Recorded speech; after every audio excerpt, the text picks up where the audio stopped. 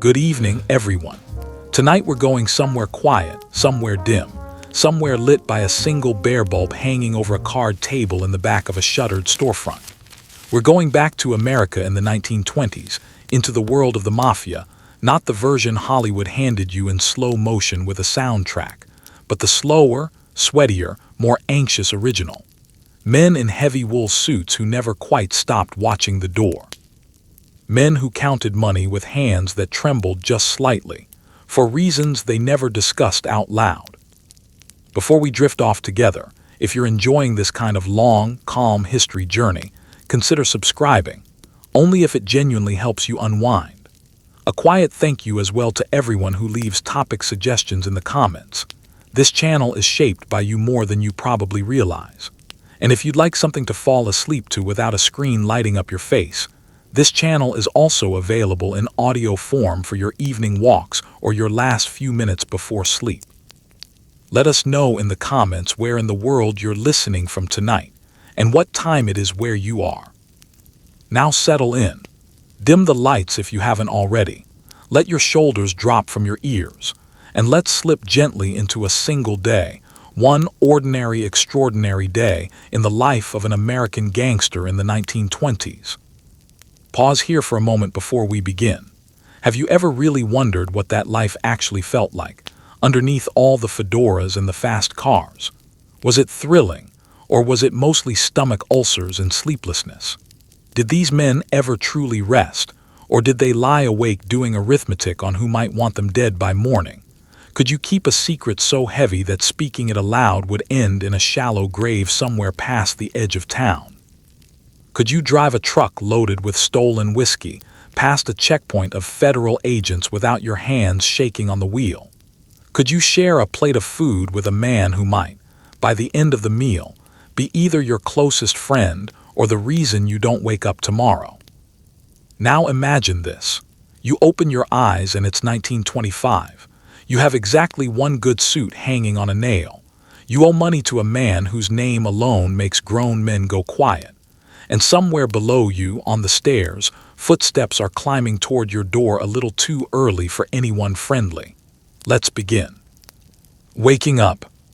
Morning doesn't so much arrive as it gets forced through a single grimy window at the end of an airshaft, that peculiar architectural feature of the era that promises light and instead delivers mostly shadow, noise, and the smell of everyone else's garbage. Your bed isn't really a bedroom.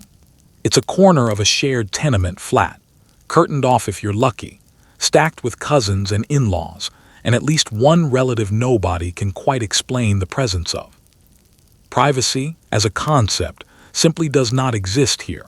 The walls are thin enough that you already know precisely how last night's argument 2 doors down ended, and who won. The building itself holds more human beings than it was ever designed to hold. 5 or 6 stories of brick and narrow stairwells, each landing echoing with someone's crying infant, someone's shouting match, someone's radio playing too loud for the hour.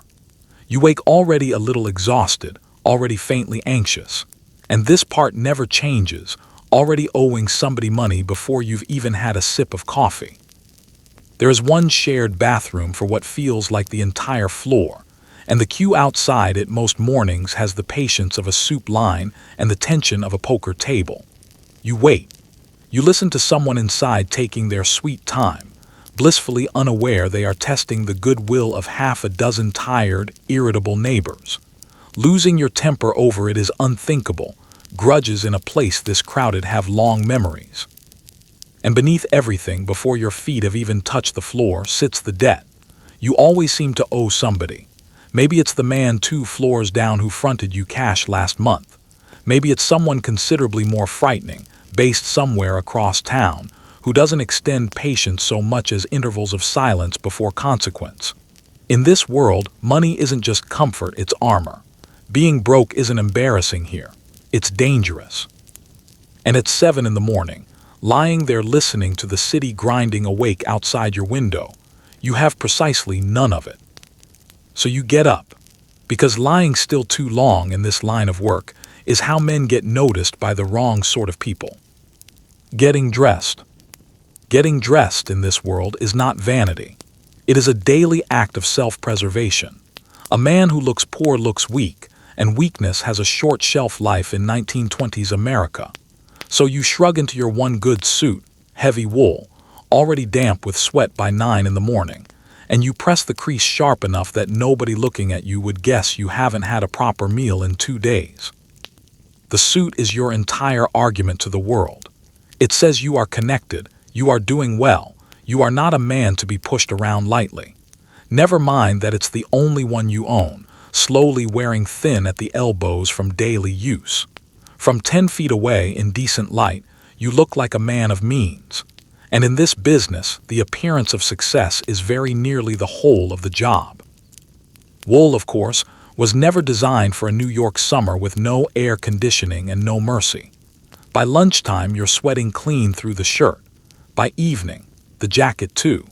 You'd love to shed it, but a man walking around in shirt sleeves looks like hired labor, and you've worked too hard cultivating the opposite impression to abandon it over something as trivial as heat stroke. Then there's the hat, and the hat matters more than it has any right to. Every man on the street wears one, and the exact tilt of the brim tells strangers everything about who you're pretending to be. Set it too straight, and you look like you're playing dress-up in your father's clothes. Get the angle just right, and men step aside on the sidewalk without quite understanding why they did it. Your shoes get buffed to a near mirror shine, because scuffed leather whispers things about you that you'd rather it didn't, that you walk everywhere because you can't afford a car, that things aren't going as well as your suit suggests. An entire small economy of shoeshine boys works these blocks, and you tip generously, because a man who tips well is, by neighborhood logic, a man who's doing just fine. You check yourself in a cracked mirror the way a general might review troops before battle, every detail an argument for your own importance. It is, frankly, exhausting, dressing for the most important interview of your life, every single day forever, with failure meaning something considerably worse than not getting the job. And here's the strange, quietly sad truth buried under all that starch and shoe polish. None of it is really for admiration. It's camouflage. You dress not to be noticed favorably, but to avoid being noticed unfavorably, to convince dangerous men at a glance that you belong among them. The suit is a costume. The confidence is a performance. Underneath both is a nervous young man hoping nobody looks too closely. You square your shoulders one last time, adjust the hat, and step out the door looking, at least from the outside, entirely untouchable. Now, if only something could be done about the fact that you're starving. Breakfast. Breakfast here is less a meal than a small tactical operation. You duck into the corner bakery, a place that everyone quietly understands, does a bit of business on the side that nobody asks about, and you take your espresso standing at the counter, eyes on the street, because sitting with your back to a window is the sort of habit that shortens careers. The bakery itself is the true heart of the block in the early hours.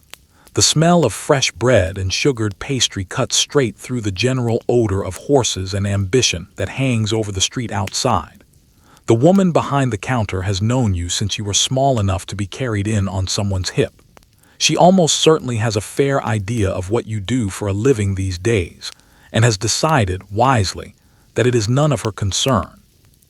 She simply slides your coffee across the counter with a little extra pastry and says nothing, which, around here, passes for genuine affection.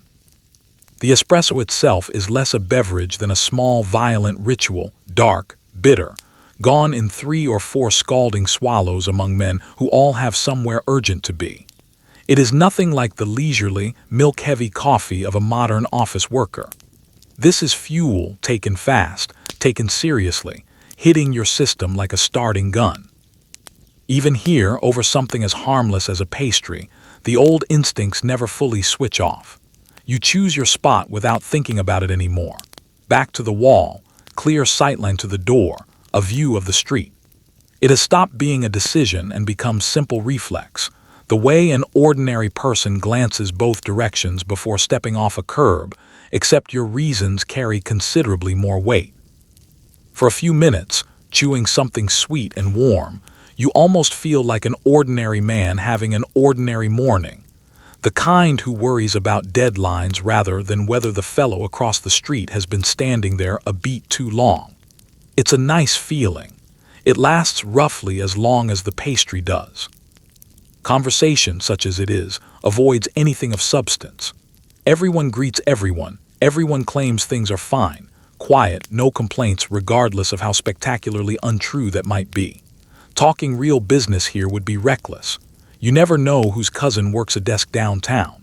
So you finish your coffee, brush the sugar from your lapel, nod to the woman behind the counter, and step back out into the noise with caffeine in your blood and a low, steady hum of dread in your chest.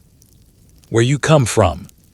To understand how you ended up standing on that corner in a suit you can't quite afford, sipping coffee with your back against a wall, you first have to understand the streets that raised you. Because in this world, geography is very nearly destiny. Where you were born decided who you'd know, what you'd learn, and eventually, who would come looking for you when they needed a hungry, loyal young man who wasn't too squeamish about bending a rule or two. The neighborhood itself was a world within a world, a handful of packed city blocks that functioned almost like a small, self-governing country, with its own language, its own customs, and its own quietly enforced laws that had nothing to do with anything printed in a courthouse. Families had crossed an entire ocean with little more than a suitcase and a stubborn kind of hope, and they settled here because it was cheap, because it was familiar, because it was the one door that opened when so many others stayed shut. What they built, brick by brick and generation by generation, was a community that was fiercely loyal to its own and deeply suspicious of everyone else, including, especially, the law. Everyone here knew everyone else, which sounds charming in the abstract and considerably less charming once you understand what it actually meant in practice. There was no such thing as privacy. Your business was the block's business within the hour, and the block's business traveled faster than any newspaper could ever hope to print it. Gossip moved from stoop to stoop, window to window, with a speed that would embarrass a modern telephone exchange. Cough on one corner, and by the time you reached the next, someone would already be asking whether you'd caught a chill and whether it was serious. The real education of childhood here happened on the pavement, not in a schoolroom. While children elsewhere were memorizing multiplication tables, you were learning the far more urgent geography of survival, which alleyways were safe after dark and which weren't, which shopkeepers quietly paid protection money and to whom, which corners belonged to which crews, and which doorways you simply did not linger in past sundown. Nobody wrote this knowledge down in any book. It was absorbed the hard way, through scraped knuckles, near misses, and the occasional unforgettable lesson handed down by someone older, rougher, and considerably less patient than a school teacher. Poverty sat over the whole neighborhood like weather, constant, inescapable, shaping everything underneath it. Money was scarce. Honest work, when you could find it, paid so little it barely counted as a plan for the future. Fathers wore their bodies down in factories and on the docks for wages that seemed to evaporate the moment they were handed over. Watching that grinding cycle year after year, it was easy, almost forgivable, for a young person to start wondering whether there might be a shorter road, a faster way up, a path that skipped the decades of exhaustion your own father seemed trapped inside. And conveniently, there were always men nearby, well-dressed, easy smiling, comfortably wealthy, happy to show exactly where that shorter road began. Loyalty above everything was the neighborhood's unwritten constitution. You protected your own. You kept your mouth shut around outsiders. You never, under any circumstances, brought the police into a matter that belonged to the block, because the police were outsiders, and outsiders could not be trusted with the delicate, dangerous machinery of how things actually worked here. Nobody handed you a rulebook explaining this. You simply absorbed it early, the way you absorbed language itself. Break the code, and you didn't just find yourself in trouble. You became a stranger in the only place that had ever truly felt like home. And yet, for all its hardship, For all the menace simmering beneath its surface, the neighborhood had a warmth that's genuinely difficult to explain to anyone who never lived inside it. Music drifted from open windows on summer evenings. Families shared food they could barely spare. Festivals spilled joyfully out into the streets. There was a sense of belonging here that no amount of money could purchase anywhere else. It was a place capable of loving you and destroying you within the same afternoon, sometimes over the very same plate of food. This was the world that shaped you, beautiful, brutal, and utterly inescapable. It's little wonder, then, that when someone eventually came knocking with an offer, you were already halfway to saying yes. Recruitment. Nobody ever handed you a business card. There was no interview, no resume, no charming office with a plant wilting quietly in the corner. Instead, there was a man, older, better dressed, driving a car far nicer than his officially declared income should have allowed, who began to notice you.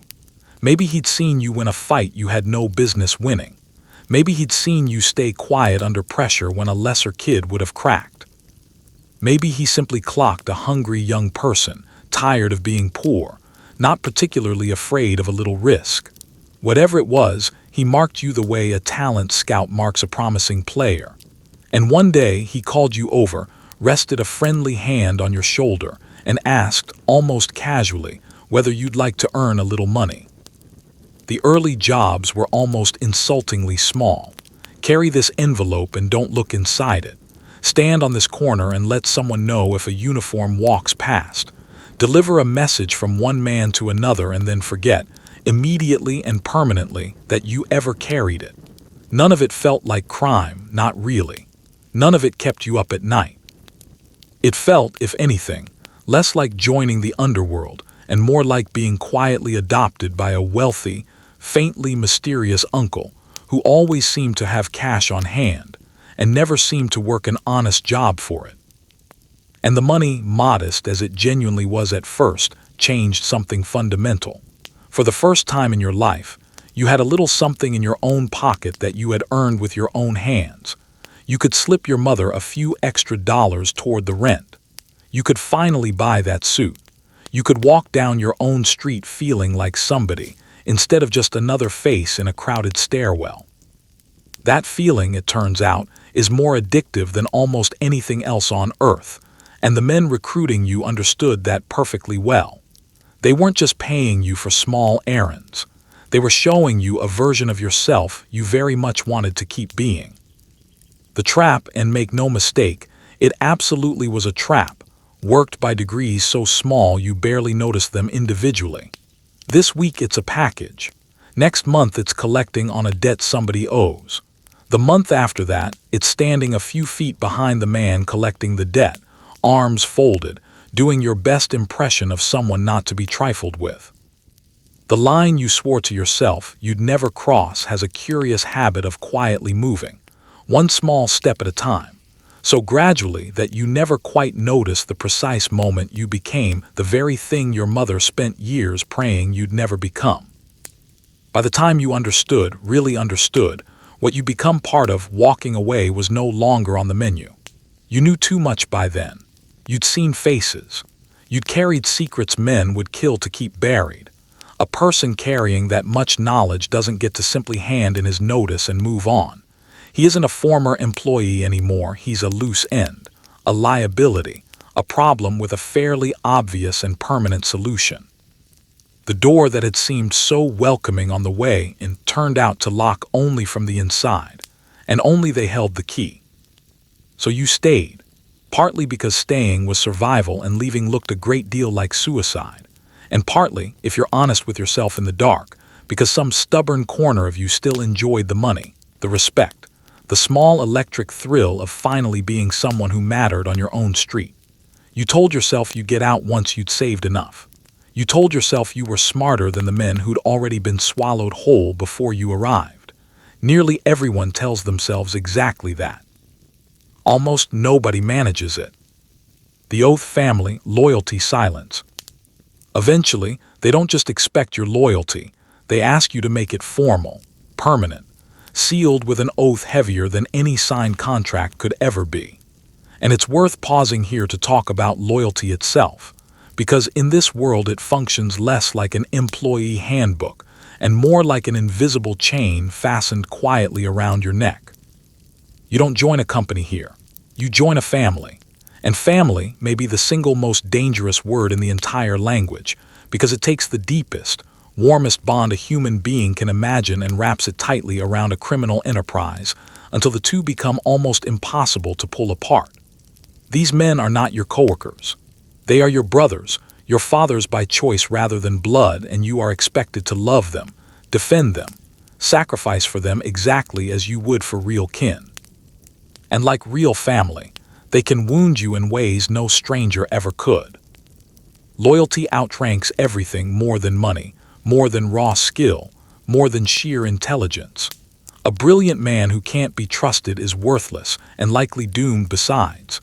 A slower, plainer man who will never talk, never break faith, can rise higher than his talents alone would ever justify, simply because the men above him know with certainty he'll never turn.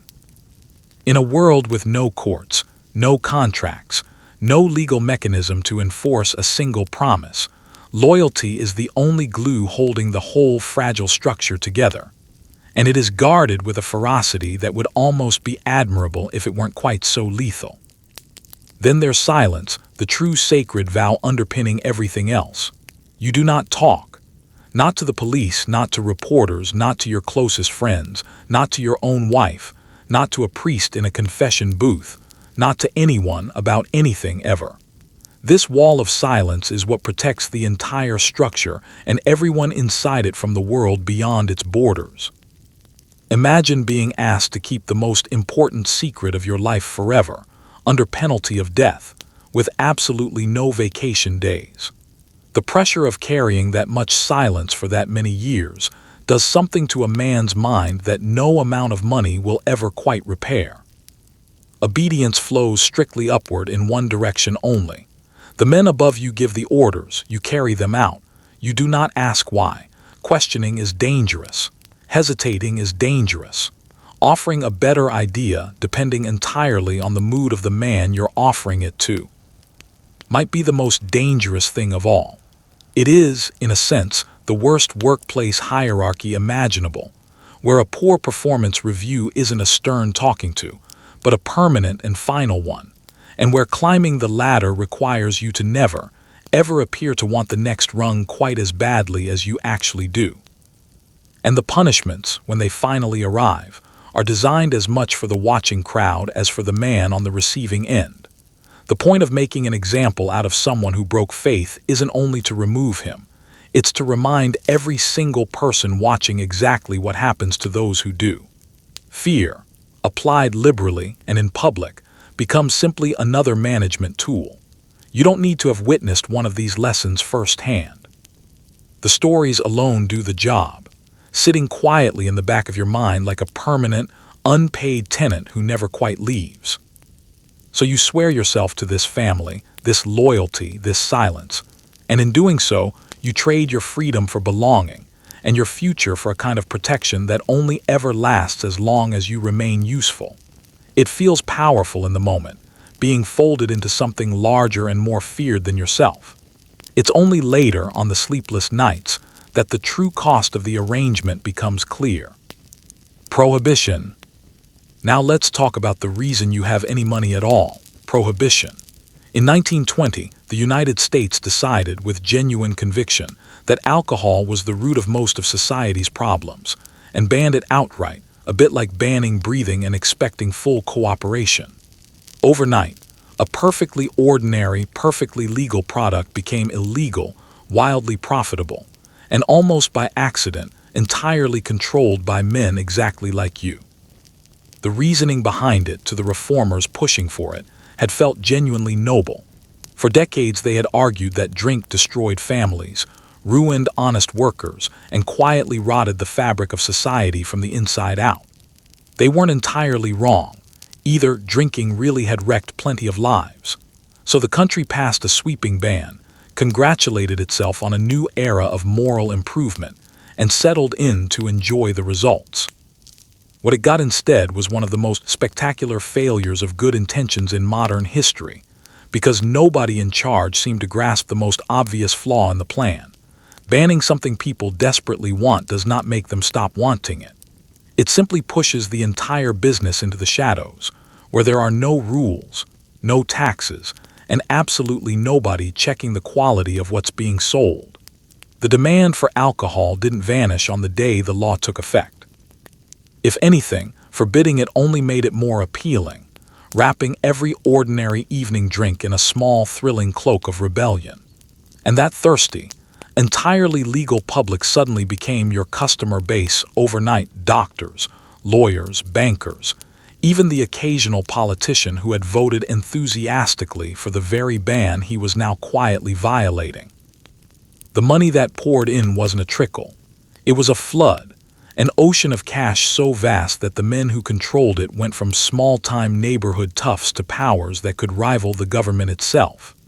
It was, from a purely business perspective, the greatest opportunity ever accidentally handed to organized crime by people trying earnestly to achieve the exact opposite outcome. And of course, all that unregulated money attracted violence the way spilled sugar draws ants. When a business this profitable has no court to settle its disputes, no contract to enforce, no manager to appeal to, there's only muscle left to arbitrate. Rival crews fought bitterly over the right to supply the city's endless thirst, and the streets occasionally ran red over something as mundane as a shipment of whiskey. The very thing that made you rich also made you a target, because everyone else, quite understandably, wanted a slice of the same impossibly lucrative pie. For now, though, the glasses are still clinking, the money is still flowing, and business has genuinely never been better. All you have to do, and it is no small thing, is get the product from where it's made to where it's wanted, without losing your freedom, your cargo, or your life along the way. Moving the product. Bootlegging sounds like a grand adventure right up until you're the one behind the wheel of a wheezing, overloaded truck at 2 in the morning, praying that every set of approaching headlights belongs to a farmer heading home and not a federal agent, or worse, a rival crew looking to relieve you of your cargo without any of the paperwork. The bottles clink with every pothole, announcing your crimes to the sleeping countryside. One wrong turn, one moment of nerves, one police officer having a particularly bad night, and a promising criminal career ends face down in a roadside ditch. Smuggling, in practice, is roughly 90% quiet terror and 10% genuinely bad driving. The supply chain, if the term isn't too generous for what was actually a sprawling, improvised mess, drew from everywhere and nowhere at once. Some of the alcohol crossed down from Canada, where it remained entirely legal and freely available, waiting only for someone willing to carry it south. Some arrived by boat, quietly offloaded from ships anchored just beyond the legal limit under cover of darkness. And a great deal more was produced right at home, in hidden stills and bathtub operations run by amateur chemists whose quality control ranged from mildly questionable to genuinely life-threatening.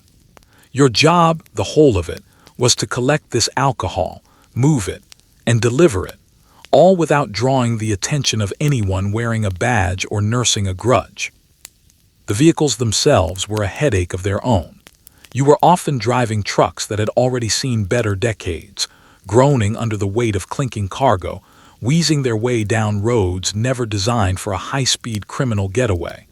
The suspension complained. The engine complained louder. The whole rattling contraption seemed almost determined to announce exactly what it was carrying to anyone within earshot. It was a bit like trying to sneak quietly out of a house while lugging a full drum kit down the stairs. The very act of moving discreetly became an exercise in barely controlled panic. Night was both your friend and your enemy in equal measure. You moved under cover of darkness because darkness hid you, but it hid everyone else just as effectively, including the people who would very much like to catch you. Every distant pair of headlights sent your heart climbing into your throat. Was it a tired farmer heading home from a late shift? A federal agent lying patiently in wait? A rival crew waiting to run you off the road and take your shipment for themselves. You wouldn't know until they were close, and by then your options had narrowed considerably. Then there were the hijackers.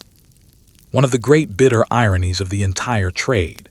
You could hardly report a stolen shipment of illegal whiskey to the police, which made your cargo one of the most tempting, low-risk targets imaginable. Rival crews understood this perfectly and lay in wait along known routes, ready to run you off the road and take your fortune in liquor without firing a single shot in your defense being possible. So you weren't simply avoiding the law out on those dark roads. You were avoiding your own kind, other desperate men who had done the math and decided robbing you outright was considerably easier than running their own supply chain. Your routes had to be planned with something close to military precision. You memorized back roads and alternate paths, learned which stretches of highway were watched closely and which were quietly, deliberately ignored, usually because the right official had already been paid to look elsewhere. A single delivery might involve half a dozen contingency plans, a small network of lookouts posted along the way, and more nervous glances in the rearview mirror than any human neck should reasonably be asked to endure. And when the delivery finally went through, when the cargo reached its destination intact and the money changed hands, the relief was almost overwhelming. You had survived another run, beaten the law, the rivals, and simple bad luck one more time. Of course, there was always another run tomorrow, another roll of the dice with your freedom riding on the outcome. But for tonight, at least, the whiskey had arrived. And somewhere across the city, behind an unmarked door, it was about to make a great many people very happy indeed. The speakeasy. Behind that unmarked door, down a suspicious flight of stairs, past a man whose entire job description amounts to deciding whether your face lives or dies tonight, lies a hidden world of music, laughter, and shockingly overpriced gin. You might expect a criminal hideout to feel grim and cramped. Instead, it's packed wall to wall with the wealthy, the reckless, and the merely curious, all cheerfully pretending they aren't committing a federal offense, while a jazz band plays loud enough to drown out any trouble brewing near the bar. Getting inside is its own small ritual, part theater and part genuine security check. There's a door that looks like absolutely nothing set into an alley that smells like everything, and a small sliding panel through which an unfriendly pair of eyes silently evaluates whether you belong. Sometimes there's a password, murmured almost like a schoolboy trading secrets. Sometimes it's simply the right face paired with the right clothes. Get it right, and the door swings open onto an entirely different world. Get it wrong, and you're left standing rejected in an alley outside a criminal establishment, a uniquely specific kind of humiliation. Once inside, the transformation is total. The grime and worry of the street outside falls away, replaced by warm light, rich fabrics, and the golden glow of a room engineered specifically to help you forget your troubles and empty your wallet in equal measure. Jazz spills from a live band, wild, new, thrilling, the sound of an entire generation determined to enjoy itself in open defiance of the law. Couples dance. Glasses clink. Laughter rises a shade too loud, united by the delicious shared secret that every single person in the room is, technically, a criminal tonight. The clientele is a genuinely fascinating cross-section of a society that publicly champions prohibition and privately ignores it entirely. Wealthy socialites in glittering dresses share the room with businessmen loosening their ties after a long week. Politicians who voted for the very ban being violated sit cheerfully in a dim corner nursing a whiskey. Workers spend money they don't have. Criminals spend money they probably shouldn't be discussing so freely. For a few hours, all these separate worlds mix together, lubricated by illegal liquor and the intoxicating thrill of doing something forbidden. The drinks themselves are a gamble dressed up as glamour. Quality varies enormously, from smooth imported whiskey down to homemade concoctions that could reasonably be classified as a mild weapon. This is precisely where the elaborate cocktail earned its permanent place in history, because mixing rough spirits with juice, syrup, and anything sweet on hand helped disguise the fact that the base liquor occasionally tasted a little too much like paint thinner and misplaced ambition. You're paying a small fortune for these drinks, of course, but that, in a strange way, is rather the point. The prices are every bit as illegal as the product itself.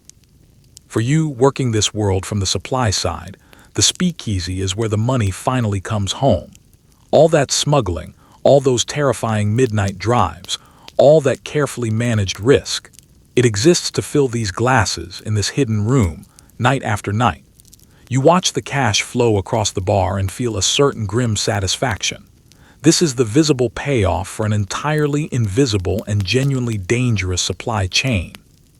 But you never fully relax, because you know precisely what always lurks at the edge of a good night like this: the raid, the ever-present threat hanging over every speakeasy like a low cloud that never quite blows away.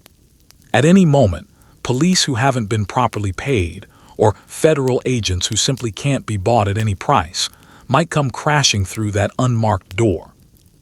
And the moment they do, the beautiful illusion shatters instantly. Drinks get dumped down sinks, patrons scatter into the night, and the elegant hidden world reveals itself, for a few chaotic minutes, exactly as what it always was: a criminal operation dressed up in evening wear. So you enjoy the music, you watch the money come in, and you keep one careful eye on the exit, because in this business, even the good nights are only ever borrowed. Grooming and appearance. There's a particular kind of pressure that comes with being expected to look impeccable while living in conditions that would horrify any modern health inspector. And the daily grooming routine is where that contradiction is on fullest display. Image in this world is currency, and you tend to it with almost religious seriousness. Slicking your hair back with enough pomade to waterproof a rowboat, dousing yourself in cologne strong enough to be noticed from across the street, and shaving each morning with a straight razor that offers a daily, uncomfortable reminder of exactly how thin the line is between grooming and grievous injury. The hairstyle of the era demands total commitment, slicked back, gleaming, molded into perfect submission with generous amounts of scented product, combed through strand by strand until every hair falls exactly into place. It takes real time and no small amount of patience, but the finished look says precisely what it's meant to say. This is a man of substance, of standards, of self-control. The shave is where the grooming ritual turns genuinely dangerous. A straight razor is a single unforgiving blade of folded steel, and you drag it across your own throat each morning in the name of a smooth jaw. A small dark comedy for a man who spends every waking hour worried about who else might want to cut that same throat. One unsteady hand, one distracted thought at the wrong second, and the morning ritual delivers its own uncomfortable little lesson in mortality. Many men wisely outsource this particular terror to the neighborhood barbershop, which functions as far more than a place to get a trim. It's a genuine social institution, a place to relax, trade gossip, hear news that never quite makes the papers, and be groomed to perfection by a man who does nothing else all day. You lean back under a hot towel and, for a few minutes, allow someone else to hold the blade near your throat, a level of trust that says a great deal about exactly who you consider a friend. The cologne is applied with an enthusiasm bordering on chemical warfare. You want to smell prosperous, refined, like a man entirely in control of his own life, so you apply it generously, sometimes a shade too generously. The goal is to announce your arrival pleasantly. The execution occasionally announces it from half a block away instead. Still, in a world where plenty of men still carry the smell of hard, honest labor, a noticeable cloud of expensive cologne is itself a small, deliberate statement, and you're more than willing to make it. The comedy, if you can call it that, lies in the setting where all this effort happens. You emerge each morning looking like something off a magazine cover, immaculate from gleaming hair down to polished shoes, and you do it inside a cramped, overcrowded apartment with a single shared bathroom and hot water that appears only on special occasions. if at all. You are, in effect, a beautifully wrapped gift sitting inside a distinctly run-down box. The contrast is almost absurd, but it's precisely the point. All this polish, all this careful shine, is in service of the same relentless need that drives the suit and the shoes, the constant, exhausting requirement to project success, strength, and belonging, even when underneath it you're struggling, tired, or simply afraid. The boss. Once you're polished to a shine, it's time to go stand before the one man whose opinion of you decides absolutely everything. He sits toward the back of a restaurant that never seems to actually serve much food, surrounded by men who laugh at his jokes just a half-second too quickly. He is charming. He is generous. He is, underneath all of it, genuinely terrifying because you've watched, more than once, exactly how fast that warmth can vanish from his face. To him, you are useful. And useful is a wonderful thing to be, right up until the precise moment you're not.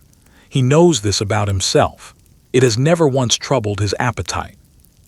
The boss doesn't look like a monster, and that, more than anything, is what makes him so unsettling. He looks like a prosperous, well-fed uncle, impeccably dressed, with a warm smile and the habit of remembering your mother's name and asking after her health with what seems like real sincerity.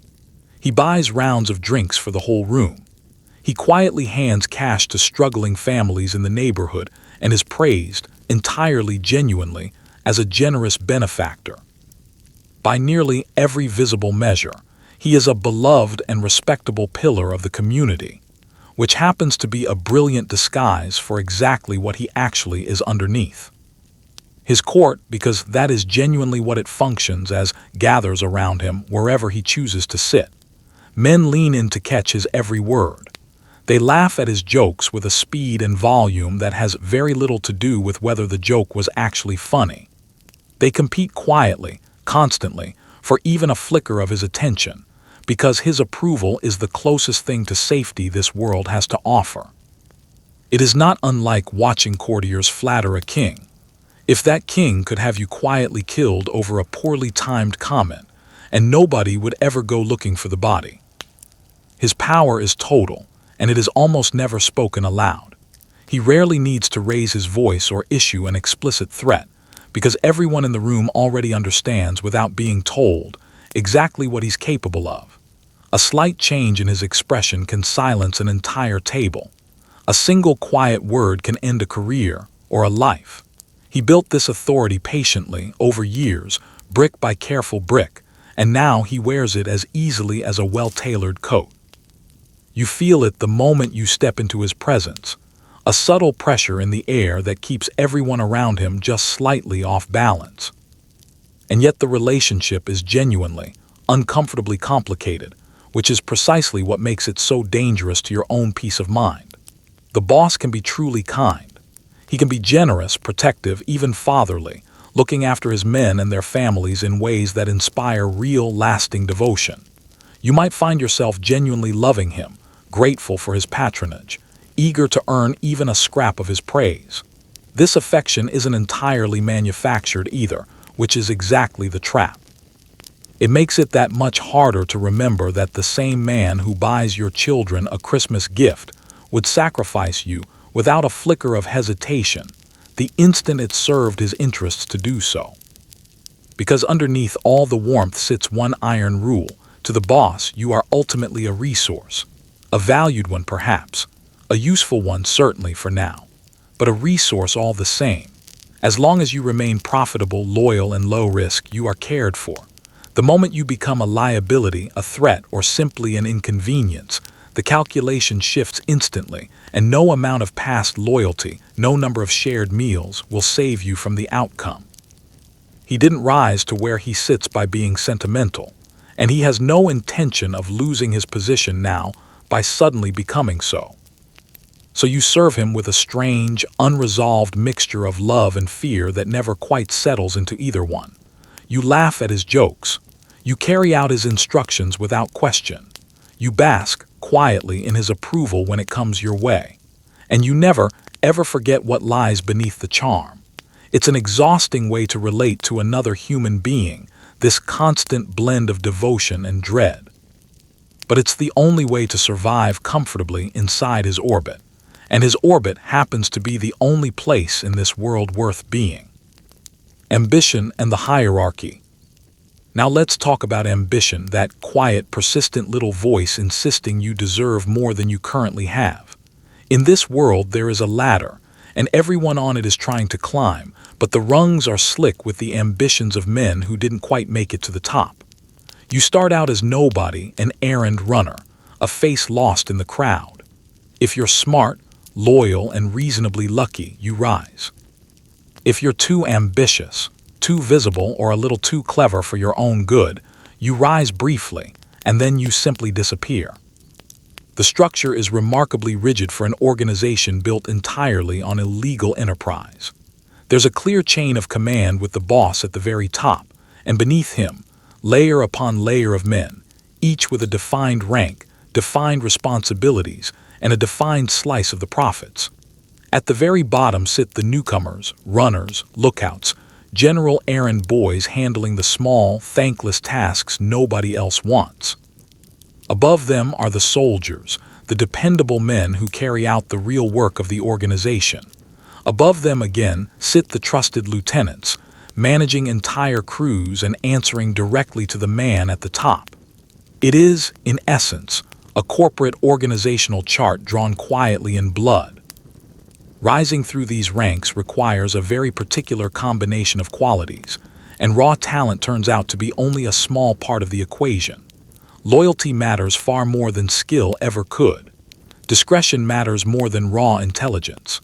The simple, demonstrated ability to keep your mouth shut, follow instructions without complaint, and never embarrass the men above you will carry you considerably further than any amount of cleverness ever will. The whole system rewards trustworthiness over brilliance, because a brilliant man who might talk under pressure is far more dangerous to everyone than a merely competent one who never will. Ambition itself, though, is a double-edged blade. And this is precisely where so many otherwise capable men cut themselves badly. You're expected to be hungry, to visibly want to advance, to prove yourself worthy of greater responsibility. But you must never, ever appear to want it too badly. Never seem to be reaching for a position that doesn't yet belong to you. Never allow the men above you to feel, even for a moment, threatened by your progress. The trick is learning to be ambitious in a way that serves your superiors rather than menaces them, to rise by making the boss richer and more powerful, rather than by looking, even accidentally, like his eventual replacement.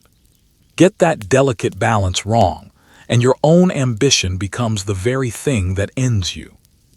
Visibility carries its own quiet danger too.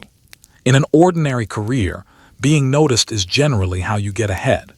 Here, being noticed too much can get you killed, either by rivals who begin to see you as a growing threat worth eliminating early, or by your own superiors, who start quietly wondering whether you're beginning to get ideas above your station. The men who tend to last the longest cultivate a kind of gray, dependable reliability, useful and consistently profitable without ever being flashy, important to the organization without ever becoming famous within it. The ones who crave the spotlight, who fall in love with their own growing reputation, tend to burn brightly and briefly before something considerably darker catches up with them. And then there's the simple, brutal matter of the competition around you. Every rung you climb is a rung somebody else desperately wanted for themselves, and the men you pass along the way rarely forgive you easily for it. You're not only impressing your superiors, you're outmaneuvering your peers, all of whom are just as hungry, just as capable of ruthlessness, and just as willing to watch you fall if it clears their own path upward. Alliances shift constantly. Small favors get carefully traded. Quiet knives get sharpened in the dark corners nobody talks about openly. It is, in the truest sense, office politics with a body count, and the loser rarely just loses the promotion. So you climb carefully, testing each slippery rung, mindful of the ambitions circling above you and the resentments building steadily below. Every step upward brings more money, more respect, and considerably more danger, because the higher you climb, the more you have to lose, and the more people quietly begin wanting exactly what you've managed to acquire. It's intoxicating and genuinely frightening in equal measure. This slow, careful ascent through a world that seems to punish both timidity and overreach with equal severity. The protection racket. One of the very first real responsibilities handed to you on the way up is the delicate, uncomfortable art of collecting what's owed. And it's not, in the end, a friendly transaction. The protection racket remains one of the mob's favorite and most reliable arrangements. Local shopkeepers pay you regularly, and in exchange, nothing bad happens to their business, largely because you, specifically, are the bad thing that would otherwise happen. You walk into a bakery, smile warmly, admire the shelves, and gently mention how genuinely tragic it would be if something unfortunate were to happen to such a lovely little shop. The baker understands the message instantly and completely. It is extortion, carefully dressed up as insurance, and business from your end of the arrangement is booming. The genuine cleverness of the racket lies in how neatly it disguises a threat as a service rendered. On the surface, it almost sounds legitimate. You're offering protection. After all, a guarantee that the shopkeeper's business will remain undisturbed and safe. What goes politely, deliberately unspoken, is that the primary danger being protected against is, in fact, you. It's a bit like a subscription nobody ever actually signed up for, renewing itself automatically and indefinitely, with a broken window as the mildest possible penalty for cancellation. The conversation itself is a small masterpiece of manners disguising menace. You never actually threaten anyone outright. That would be crude, and crude tends to get people arrested. Instead, you speak entirely in warm generalities. What a lovely shop this is. What a genuine shame it would be if there were ever an unfortunate fire, or a break-in, or some other regrettable accident. So many terrible things can happen to a small business these days. And wouldn't it be reassuring, deeply reassuring, to know that someone reliable was quietly looking out for you? The shopkeeper, having lived in this neighborhood long enough to fluently understand this particular grammar, hears the actual message loud and perfectly clear. For the shopkeepers themselves, it becomes a grim, ongoing arithmetic. The payments genuinely hurt, cutting steadily into margins that are already razor thin, pulling money away from families already stretched to breaking, but refusing to pay costs considerably more. A shop that doesn't pay might suffer a mysterious fire, a shattered storefront window, a beating delivered in broad daylight, or simply a steady, grinding stream of misfortune that eventually makes staying in business impossible. So they pay, week after week, treating it eventually as just another routine cost of doing business, like rent, like electricity, except this particular utility runs entirely on fear. Territory is carefully, jealously divided, because in this business, order itself equals profit.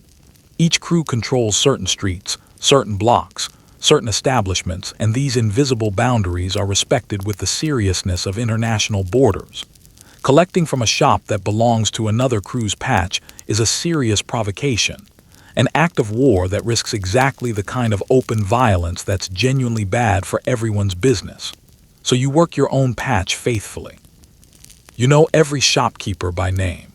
You maintain the strange, uneasy equilibrium of a neighborhood quietly bled, week after week, by well-dressed men who smile warmly as they collect.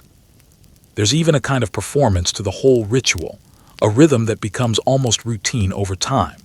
You make your rounds like a friendly, familiar local businessman, greeting people warmly, asking after their families by name, admiring their fresh window displays.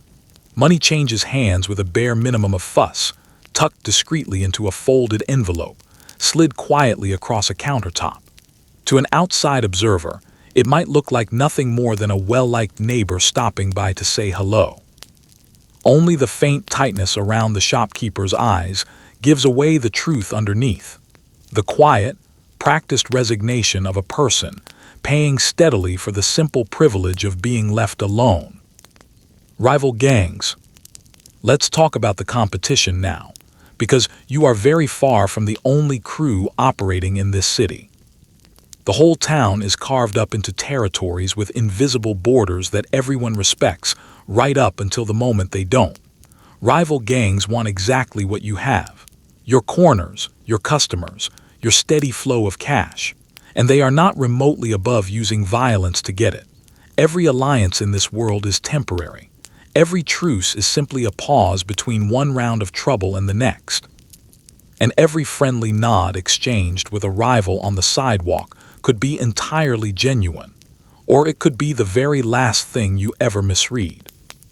The city itself functions as a patchwork of controlled territories, each belonging to a different organization, each defended with a fierce, almost jealous energy.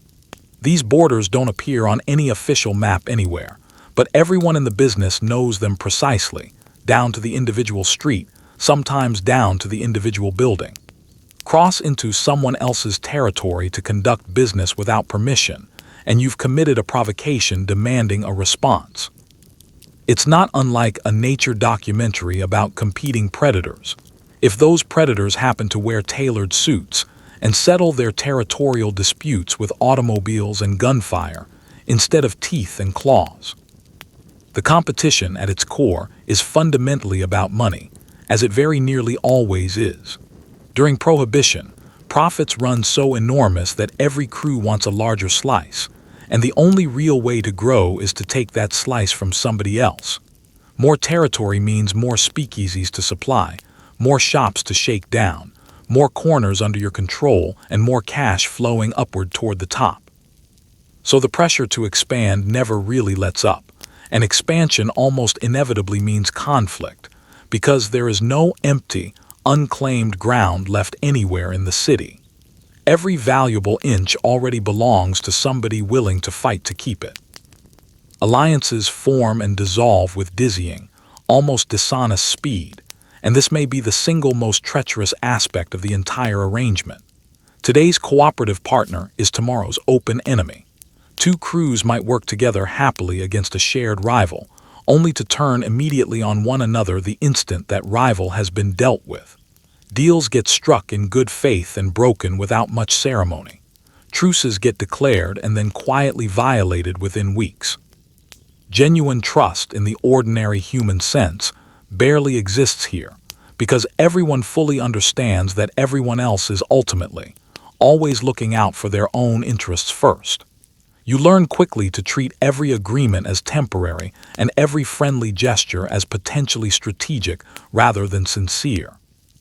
Reading the other crews accurately becomes a vital, exhausting skill in its own right.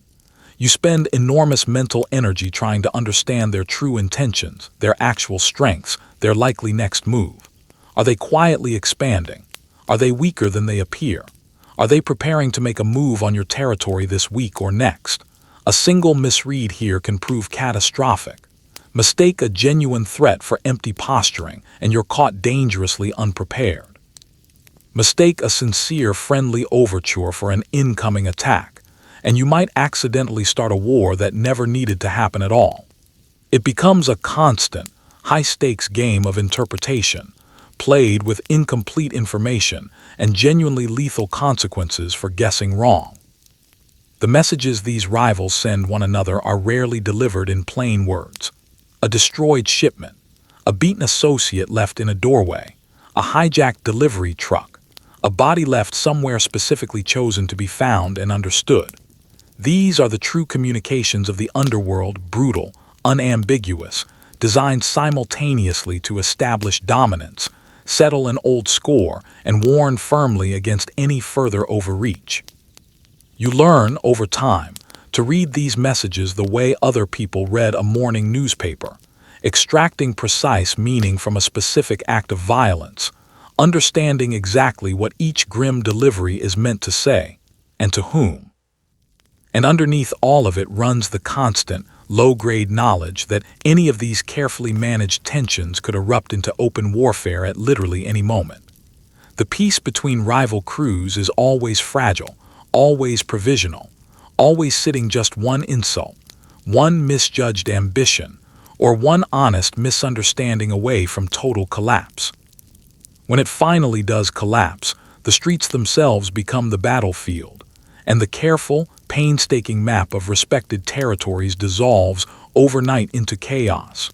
You live with this looming possibility constantly, this persistent sense that the fragile calm could shatter at any hour of any day. The Thompson submachine gun, and the single ugly invention that made these occasional wars so devastatingly lethal, deserves its own moment of attention. The Thompson submachine gun.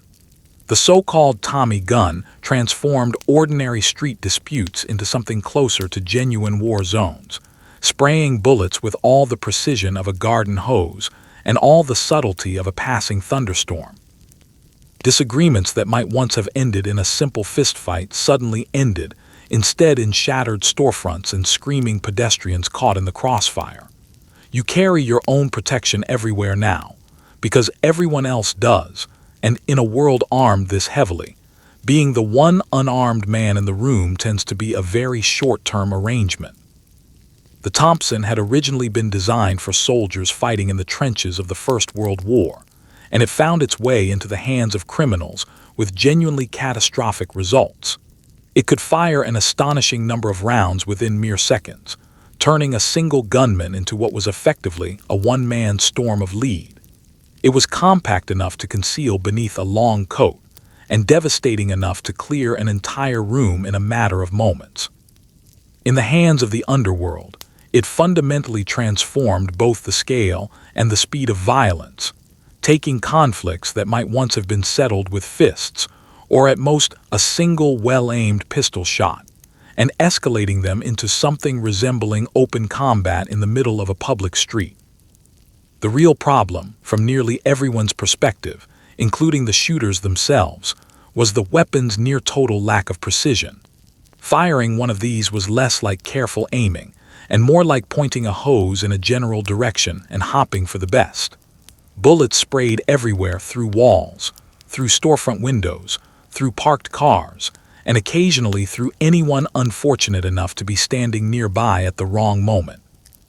This meant a targeted attack aimed at a single rival often turned into a genuine bloodbath, catching innocent bystanders, destroying property, and horrifying an already anxious public. It's the difference between a quiet private argument and setting off fireworks indoors. The intended message gets delivered, certainly, but so does an enormous amount of entirely unintended collateral damage. For you, this new reality meant being armed stopped being optional and became a grim daily necessity instead.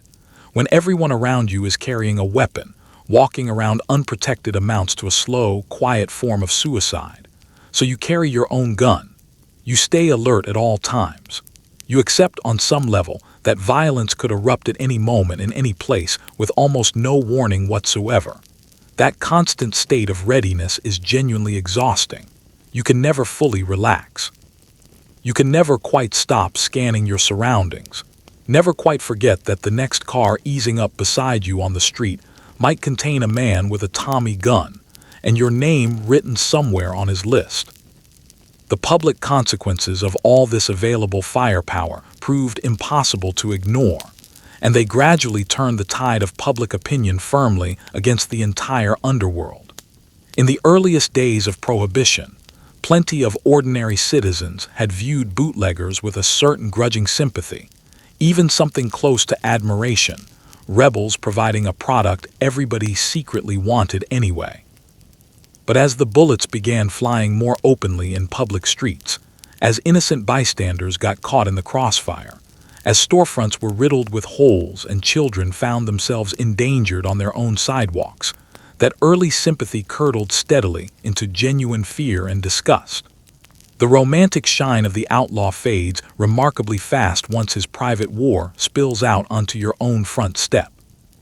The violence also created a brutal, self-feeding cycle that proved almost impossible to stop from the inside. Every attack demanded a retaliation. Every death required some kind of answer. Every insult, every hijacked shipment, every killing set off yet another chain of revenge that could escalate without any obvious natural endpoint. Crews found themselves locked into ongoing wars that nobody could easily walk away from, because backing down looked like weakness. And weakness, in this world, tends to invite destruction. So the shooting continued, each fresh act of violence quietly justifying the next one in line, the body count climbing steadily while everyone involved insisted to themselves and each other that they'd had no real choice in the matter. Paranoia. And through all of it, living inside this armed, unpredictable world, you carry a mental state that's perhaps best described honestly as steadily unraveling nerves. You trust no one completely, not the man who laughs easily at your jokes, not the friend you grew up beside on the same block, not even the woman who tells you she loves you. Anyone, in theory, could be an informant, a rival's plant, or simply someone who's quietly decided you're worth considerably more dead than alive. You sit facing the door in every room you enter. You memorize the exits without consciously deciding to. You interpret every unusually long silence as a possible threat. Paranoia here isn't a disorder to be treated, it's a survival skill, and the men who lose their grip on it don't tend to last very long afterward. This suspicion becomes a permanent lens through which you view the entire world around you. Every single interaction carries a hidden layer of quiet calculation running underneath it. When someone smiles at you, part of your mind is already asking why. When someone asks a friendly, innocent question, part of you is quietly wondering what they're really after underneath it. When a familiar face goes missing for too long, or shows up unexpectedly too often, alarm bells start ringing somewhere in the back of your skull. You genuinely cannot switch this off anymore, because switching it off is exactly how careless men end up dead in an alley somewhere. Your physical habits reshape themselves around this constant vigilance in ways you barely notice happening anymore. You sit with your back against the wall always, so nobody can approach you unseen from behind. You position yourself near exits without conscious thought. You scan every room you walk into, cataloging faces, quietly nodding who seems to be watching whom. You avoid falling into predictable routines, varying your routes and your timing, because predictability makes a man dangerously easy to ambush. These behaviors, which would look bizarre and obsessive to an ordinary outsider, have become simple common sense to you, as automatic as breathing, and considerably more important to your continued survival. Trust itself, the thing that makes ordinary human relationships possible at all, becomes a luxury you genuinely cannot afford anymore. In this world, the people standing closest to you are precisely the ones capable of doing you the most damage, should it ever come to that. An informant proves far more useful to the authorities if he happens to be someone you confide in freely. A rival's hired hand proves far more effective if he's someone you'd naturally let get close without hesitation. So you hold nearly everyone at a careful distance, sharing nothing that could genuinely hurt you later, revealing no real weakness, keeping even your closest friends at something resembling arm's length. It is, in the end, a profoundly lonely way to move through life, isolated even while surrounded by people, permanently unable to let anyone fully in. The mental toll of all this endless vigilance runs enormous, even though it's rarely discussed openly among men who consider visible fear a genuine weakness. You don't sleep particularly well, because real sleep requires a lowering of your guard that some stubborn part of you simply refuses to permit anymore. You startle easily at sudden, unexpected sounds. You read menace into gestures that were almost certainly innocent. The constant flood of stress wears down your body and your mind together, slowly aging you, quietly hollowing you out from somewhere deep inside. It's the psychological equivalent of never quite being able to fully exhale, holding a single breath for years on end, until the strain itself becomes its own private, ongoing agony. And the cruelest part of all is that this paranoia is largely, painfully justified. It isn't irrational fear dreamed up out of nothing. It's a rational response to genuine, ever-present danger. People really are watching you. Some of them really do want you dead. Betrayal really is a constant live possibility hanging in the air, and the men who let their guard down, even briefly, really do tend to vanish. So you can't simply dismiss the fear as unfounded and move on. You can't reason your way calmly out of it. You can't relax and simply trust that everything will work itself out fine in the end. The threat is entirely real, which means the vigilance has to remain entirely real too, which means the toll must be paid endlessly with no relief anywhere in sight. The police and the politicians. Now it's worth meeting your unlikely business partners, the police and the politicians.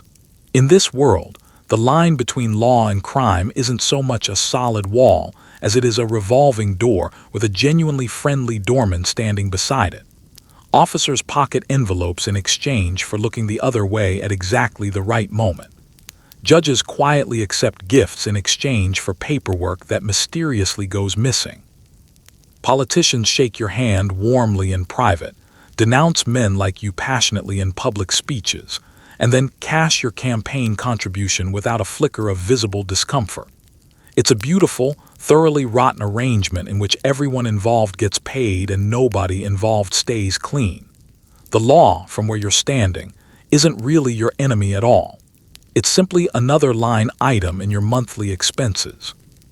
The corruption runs so deep and stretches so wide that it functions as an absolutely essential part of the entire operation. You genuinely could not run this business without it. The alcohol couldn't flow freely. The speakeasies couldn't operate openly night after night. The shipments couldn't move safely through the streets if the people officially assigned to stop all of it weren't being paid generously to look elsewhere instead. So bribery isn't some occasional convenience you reach for in a pinch. It's a fundamental, budgeted cost of doing business, as reliable and as necessary as rent or electricity. You've come to think of the police less as genuine adversaries and more as a particularly demanding, particularly expensive utility company. The officers on your regular payroll are numerous, and their cooperation takes many different practical forms. Some simply patrol a different street entirely on the nights they know a shipment is coming through. Some quietly warn you ahead of a scheduled raid, giving you precious time to hide the evidence and disperse the crowd before trouble arrives. Some go further still, actively protecting your operations from rival crews or from the small handful of honest officers who haven't yet been reached. In exchange for all of this, they receive regular envelopes of cash, comfortably supplementing salaries that were never terribly generous to begin with. For a great many of them, it becomes a perfectly comfortable arrangement they've long since made peace with, a reliable way to grow steadily wealthy while doing remarkably little actual policing along the way. The politicians, if anything, prove even more valuable to you and considerably more shameless about the arrangement. They occupy a particularly special place in this whole ecosystem of quiet hypocrisy, publicly championing law and order from behind a podium while privately profiting handsomely from its collapse. A well-placed official can ensure favorable treatment when it matters, quietly kill an inconvenient investigation before it gains momentum, and steer the entire machinery of local government gently away from your interests. In return, you fund their campaigns generously, deliver reliable blocks of votes from your loyal neighborhood, and provide the steady, quiet financial support that keeps them comfortably in office election after election.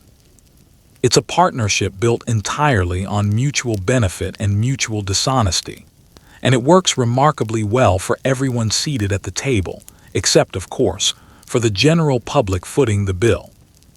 The judges complete the circle neatly, ensuring that even on the rare occasions when an arrest actually does happen, it rarely leads anywhere meaningful. Evidence has a curious habit of quietly disappearing. Cases get dismissed on convenient technicalities nobody bothers to examine too closely. Sentences turn out to be surprisingly, suspiciously light. A judge who understands the arrangement can make serious legal trouble evaporate with little more than a stroke of the pen, and a generous demonstration of gratitude tends to ensure he keeps understanding it that way for years to come. The entire justice system, meant, in theory, to serve as the last line of defense against exactly the kind of thing you do for a living, becomes instead just one more set of hands that need greasing periodically. There's a strange, almost sturdy stability to all this accumulated corruption, a grim equilibrium that quietly benefits everyone seated at the table. The criminals get to operate with relative freedom. The cops and the politicians get comfortably rich off the arrangement. The general public gets the alcohol it secretly wants anyway, one way or another. Everyone involved has a direct interest in maintaining the status quo, which is precisely why it proves so genuinely difficult to dismantle from any single direction. In a very real sense, you're no longer simply fighting the system from the outside. You've quietly become woven into it, part of the fabric of the city's actual functioning governance, so thoroughly integrated that pulling you out cleanly would unravel a fair portion of everything else built around you. But this comfortable, well-oiled web of bought officials has one glaring, genuinely terrifying weakness, and you know it, deep down, even while you're actively enjoying its protection. The whole arrangement works only for as long as everyone involved can be bought, and it turns out, uncomfortably, that not everyone actually can. The federal agents, somewhere out there, beyond the reach of your usual arrangements, are men who won't take the envelope no matter how generously it's offered, who can't be intimidated by the usual quiet threats, who can't be reasoned with over a friendly drink. These are the ones who genuinely keep you awake at night. Most men in this business have a price, but every so often you run into one who simply doesn't, and those particular men prove considerably more dangerous than any rival crew you've ever crossed paths with. They can't be bribed. They can't be scared off. They can't be talked around a table. They follow the money instead, patiently tap the phones, and build their cases slowly, methodically, brick by careful brick. You can outrun a great many things in this life, but a determined man carrying a badge and no visible price tag is genuinely not one of them. The federal agents represent a fundamentally different category of threat than the local police you've long since grown comfortable managing through the usual channels. The local cops are essentially your neighbors, embedded within the very same corrupt system, reachable through the same familiar channels of money and quiet influence you've relied on for years. The federal men arrive from entirely outside that whole world. They aren't part of your neighborhood's dense web of favors and payments. They answer instead to a completely different authority, operate under an entirely different set of rules, and often carry a genuine, remarkably incorruptible commitment to bringing men exactly like you down for good. Your usual tools, so reliably effective against the local officers, simply don't seem to work on them at all. Their patience, more than anything else, is what makes them so quietly dangerous. Where a local officer might stage a splashy, headline-grabbing raid and then move on to the next case, a federal agent tends to play a much longer, more methodical game. He watches. He waits, sometimes for months at a stretch. He gathers evidence slowly over an extended period, carefully documenting, recording, patiently connecting the dots that link street-level crime all the way up to the men actually profiting from it at the top. He isn't particularly interested in catching you with a single truckload of whiskey on a given night. He's interested in building a case so thorough, so genuinely airtight, that no crooked judge anywhere in the city could realistically make it disappear on his behalf. These agents developed clever methods that neatly sidestepped the usual protections the underworld had always relied upon so heavily. Rather than trying to catch you directly in the act of a crime that a bribed official could later conveniently ignore, they went instead after something considerably harder to hide and harder to fix after the fact. They followed the money, carefully examining exactly where your wealth had actually come from, and crucially, whether you'd properly paid what the government demanded of it in taxes. They realized with a certain grim brilliance that a man might successfully hide 1,000 separate crimes and still be undone entirely by the simple, thoroughly unglamorous matter of his own personal finances. It was a strategy that attacked not the crime itself, but its long shadow.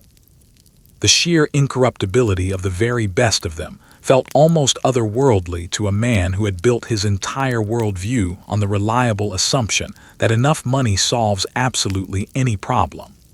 You had constructed your life around the comfortable belief that every official could eventually be reached, that the law was ultimately just another commodity available for purchase to anyone with sufficient funds. And then you encountered a handful of men who looked at your considerable fortune with genuine contempt, who could not be tempted, could not be meaningfully threatened, could not be fooled by any of your usual approaches. It shook something fundamental in your understanding of how the world actually worked underneath the surface. Their mere existence forced upon you a constant, gnawing awareness that all your carefully purchased protection had real limits after all. You could own every single cop and politician in the entire city and still remain genuinely vulnerable to a small handful of determined outsiders who answered to nobody you could ever hope to reach. This particular knowledge quietly poisoned your confidence over time, serving as a constant reminder that the comfortable arrangement you'd so carefully built could still be circumvented entirely by the right people possessing the right resolve. No matter how secure you felt on any given evening, there remained always that lingering shadow, that persistent possibility, of a patient man in a plain gray suit somewhere quietly assembling the pieces of your eventual downfall. And so, for all your considerable wealth, all your carefully cultivated influence, all your painstakingly purchased immunity, you lived permanently with the knowledge that you could still be caught, still be convicted, still be brought down entirely by the one specific kind of man your money could never quite touch. It was a genuinely humbling, genuinely terrifying realization for a man who had otherwise come to feel almost untouchable in his own city. Money laundering. Now it's time to solve a peculiar problem that comes with this life. You have far too much money, and none of it on paper looks remotely legal. Stacks of cash are a wonderful thing to possess right up until the moment somebody official asks where exactly it all came from, and criminals asking each other for receipts tends to go poorly for everyone involved. So you buy laundromats, restaurants, small shops, quietly funneling dirty money through clean, legitimate-looking businesses until it emerges the other side looking entirely respectable.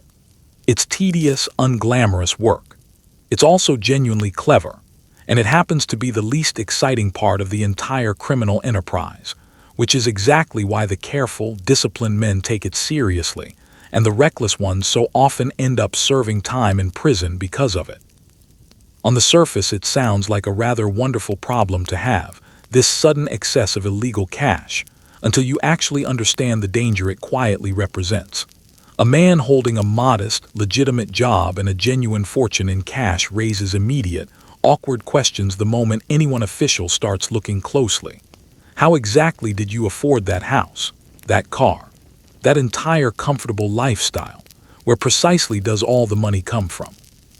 These are exactly the kinds of questions a curious federal agent loves asking, and having no good, believable answer is how a great many otherwise careful criminals have found themselves suddenly explaining their finances to a very interested government official. Wealth you cannot properly explain isn't really an asset at all in this business. It's a loaded piece of evidence you're carrying around with you everywhere you go. The solution is to make dirty money appear thoroughly clean, to give it a false but entirely believable history of its own. And this is precisely where legitimate-looking businesses come into play.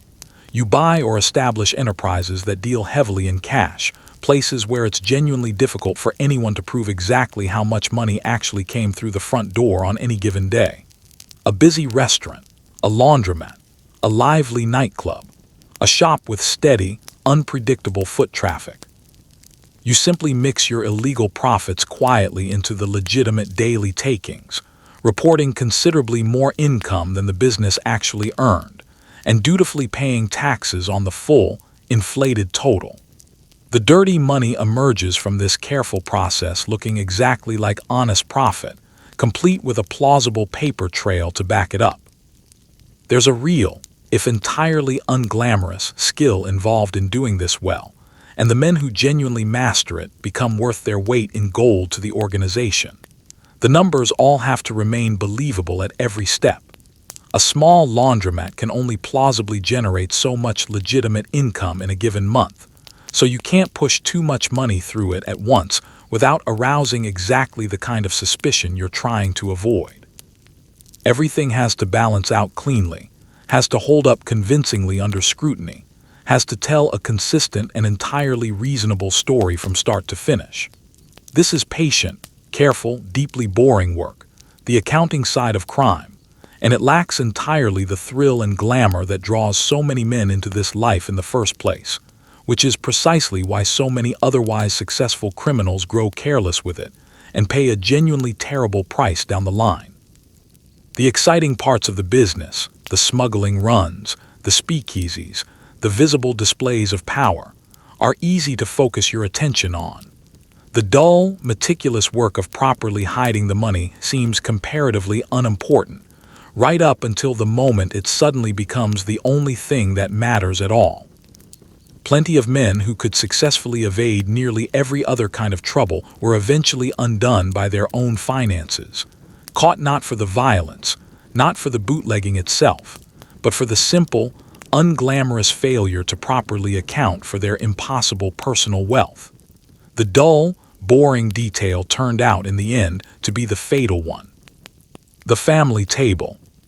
Let's talk now about one of the genuinely real comforts available in this otherwise brutal life: the food. When the guns have gone quiet and the day's money has finally been counted, there's the family table, groaning under plates of pasta, fresh bread, wine, and dishes that took someone's grandmother the better part of an entire day to prepare. For a few precious hours, you're not really a criminal at all. You're simply a man eating a bit too much, surrounded by people who might genuinely love you. Of course, it's worth remembering that some of history's most consequential betrayals were also decided over exactly these kinds of meals. So, enjoy the pasta, certainly, but perhaps keep half an eye on who keeps reaching for the wine bottle. The food itself is a genuine glory, one of the few entirely unambiguous pleasures this life has to offer. It comes from the old country, recipes carried carefully across an entire ocean and lovingly preserved in cramped tenement kitchens, cooked by women who have made these exact same dishes 1,000 times before and could likely do it all in their sleep by now. There's pasta swimming in rich sauces that simmered patiently for hours on end. There's bread still warm from the oven. There's meat, cheese, vegetables, and wine, all of it abundant, all of it made with genuine care, filling the room with smells that could bring even a hardened man very close to tears. The gathering itself is about considerably more than just the meal, spectacular as that meal genuinely is. It's about belonging, about being part of something warm and steady in a world that otherwise treats you coldly and with constant suspicion. Around this particular table, surrounded by family and by the men you work alongside every day, you can feel, if only briefly, that all the danger and all the exhausting paranoia are somehow worth it. Here are the people you protect, and the people who protect you in turn, the genuine reasons you've bound yourself to this difficult, dangerous life in the first place. The laughter around this table is real. The affection is real. For a few hours at least, the fortress of suspicion you otherwise carry everywhere can be lowered, if only just a little. But even here, in this warm sanctuary of good food and family, the business itself is never entirely absent from the room, and this is the quiet tension running beneath every single gathering. The same table that hosts joyful celebrations also regularly hosts serious conversations, difficult decisions, and careful negotiations. Deals get struck comfortably between courses. Alliances get quietly formed over a shared bottle of wine. And yes, occasionally, betrayals get carefully planned in these exact same settings, because there is no more disarming place to catch a man completely off guard than at a warm, friendly family meal. The very intimacy of the table, which makes it such a genuine comfort, also makes it a perfect, undetectable stage for treachery when it comes. This is the dark irony hanging quietly over every single gathering, unspoken, but nonetheless fully understood by everyone present. The warmth and trust of the family table can, when necessary, be quietly weaponized. A man is at his most vulnerable precisely when he feels safest, most open exactly when he's surrounded by people he loves and food he's genuinely enjoying.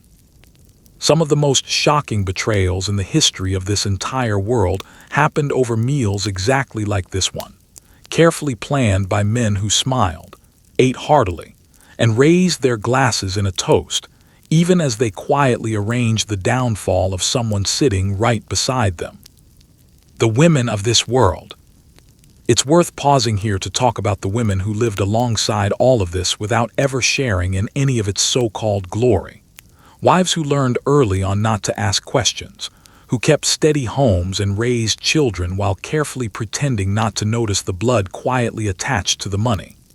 Girlfriends draped elegantly on arms at the speakeasy, admired and, in the end, entirely disposable. And a rare few genuinely sharper than every man in the room, forced constantly to hide exactly how sharp they truly were.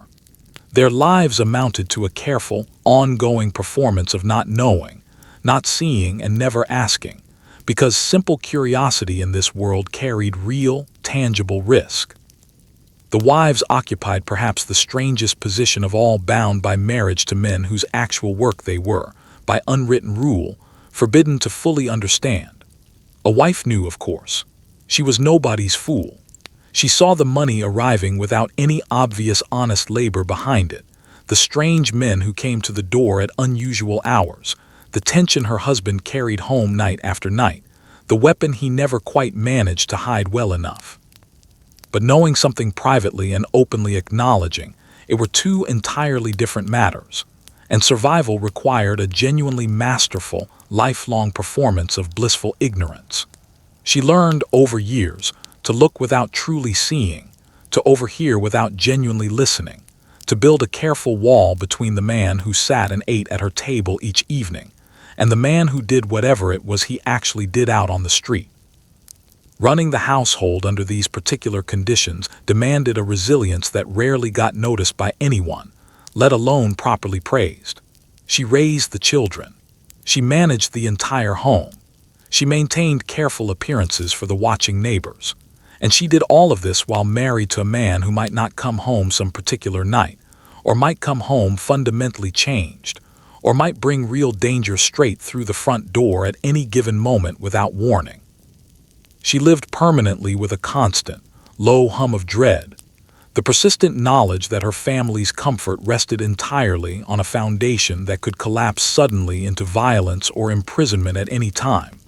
And she did it all without complaint, because complaint accomplished nothing, and asking too many questions carried its own genuine danger.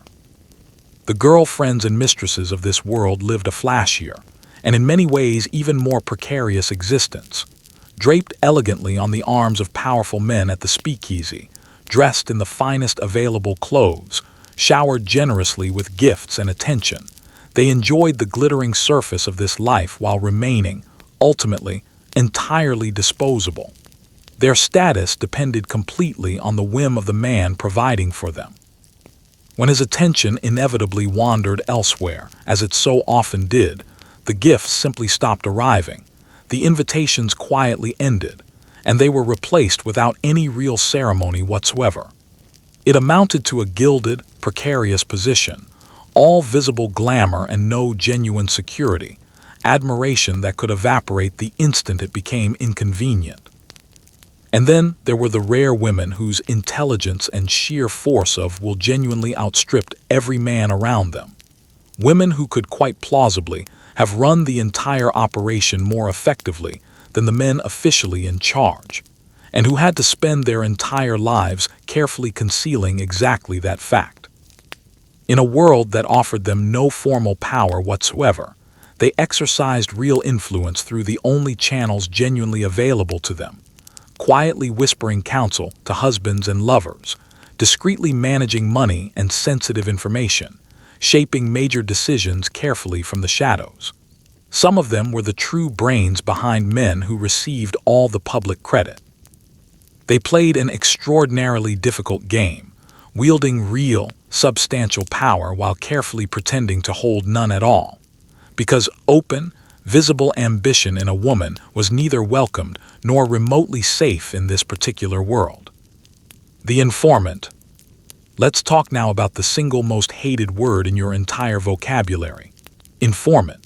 The whole delicate system runs on silence, and any man who breaks that silence threatens everyone connected to him, directly or otherwise.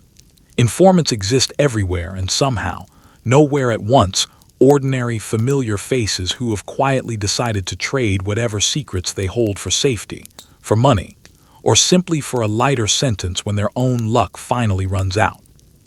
The fear of them poisons absolutely everything, turning old friends into suspects and ordinary conversations into something closer to interrogations. And the punishment for being caught talking is swift, deliberately public, and specifically designed so that nobody who witnesses it ever forgets the lesson underneath.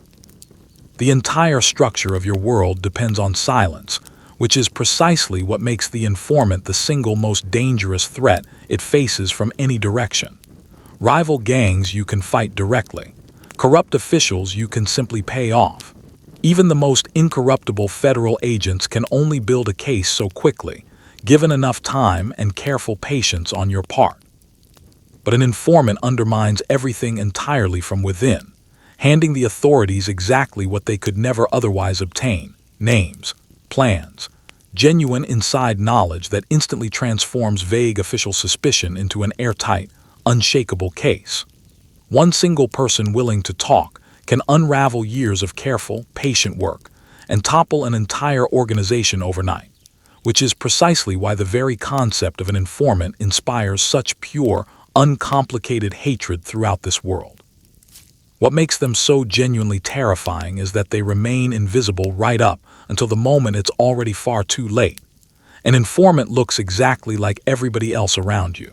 He's a familiar face, a trusted longtime associate, a friend you've known for years, someone who eats comfortably at your table and laughs easily at your jokes, giving absolutely no outward sign of the quiet betrayal he's actively committing. He might be doing it purely for money, for a reduced sentence, out of simple fear or out of some old, buried resentment. You can't reliably tell just by looking at him. You can't tell simply by asking around. The persistent knowledge that any single person around you might secretly be feeding information to your enemies amounts to a very particular kind of psychological torture, and everyone in this world carries that weight constantly. The fear itself breeds a corrosive suspicion that steadily eats away at every single relationship you have. You find yourself watching the people around you for any sign of betrayal, quietly analyzing their behavior, second-guessing every friendship you've ever built. A man who suddenly seems to have money he shouldn't reasonably have, or who somehow avoided a punishment he clearly should have received, or who simply asks one question too many, becomes a genuine suspect almost overnight. This suspicion is often deeply unfair, sometimes tragically so, but the stakes involved are simply too high to responsibly ignore it. The result is a world where genuine trust becomes nearly impossible to sustain, where even the closest friendships carry a persistent undercurrent of wariness that never fully goes away, no matter how many years pass. The organization responds to this particular threat with a ferocity specifically designed to deter anyone even quietly considering it. The punishment for being exposed as an informant is never simply death. It's a death carefully designed to send a message, brutal, public, and thoroughly unforgettable to everyone who hears about it afterward. The real point isn't merely to eliminate the individual traitor. It's to terrify everyone else watching, to make the consequences of talking so genuinely horrifying that no reasonable man would ever dare risk it himself. These grim examples become quiet legends over time, whispered warnings that circulate steadily through the underworld, doing their intended work in the minds of every man who might otherwise be tempted to cooperate with the authorities someday. And yet, despite all the fear and all the terrible cautionary tales, informants continue to exist anyway, because the pressures that created them in the first place never really let up. Faced with the prospect of decades behind bars, or crushing personal debt, or a direct threat to their own lives, some men eventually calculated that betrayal represented the lesser of two genuinely terrible risks. The authorities, for their part, grew increasingly skilled at applying exactly the right pressure in exactly the right place, at identifying the person with the most to gain and the least remaining to lose, at systematically turning trusted insiders into effective weapons against their own former associates. For all the silence this organization demanded of everyone within it, there was always, somewhere, someone quietly doing the math and deciding, in the end, to talk. The arrest. It's time now for the moment every man in this life dreads and, on some level, quietly expects the arrest. Maybe you got careless somewhere along the way. Maybe someone finally talked. Maybe your luck simply ran out, as it always eventually does for everyone in this business. Now you're sitting in a cell, and absolutely everything depends on the one single skill the family drilled into you above all others from the very beginning: keeping your mouth firmly shut. The detectives across the table will be friendly at first, then threatening, then unexpectedly friendly again. They'll dangle deals in front of you and paint genuinely terrifying pictures of what's coming. And you'll say nothing at all, because the men waiting outside those walls are considerably more frightening than the men sitting across this particular table. The arrest itself, when it finally comes, carries a strange quality of inevitability about it. You always knew on some level that this day was possible, perhaps even likely, and you've probably imagined it playing out many times before. Now it's suddenly, genuinely real. The hands closing firmly around your arm, the ride to the station in silence, the cold processing paperwork, the heavy sound of a cell door closing behind you for the first time. Whatever confidence and street power you carried outside means absolutely nothing in here. You're in their world now, stripped entirely of your usual protections, facing the full machinery of the law with nothing left to defend you but your own composure. The interrogation itself is where the real battle actually happens, and it's a battle fought far more in the mind than anywhere else. The detectives are genuinely skilled at their work, well practiced in the careful art of slowly breaking down a suspect's resolve. They'll begin friendly, offering coffee, offering cigarettes, speaking almost as though they're quietly on your side, as though cooperating with them is simply the obvious, reasonable thing to do. This manufactured warmth is a deliberate technique, designed specifically to lower your guard and make cooperation feel entirely natural. You've been warned about exactly this tactic beforehand, but warnings feel very different in the abstract than they do when you're actually sitting across from a man who seems genuinely understanding. Then the mood shifts, exactly as it's designed to, into open pressure and thinly veiled threat. They'll describe evidence they claim to already possess, whether or not it genuinely exists. They'll paint vivid, detailed pictures of the long years in prison now waiting for you.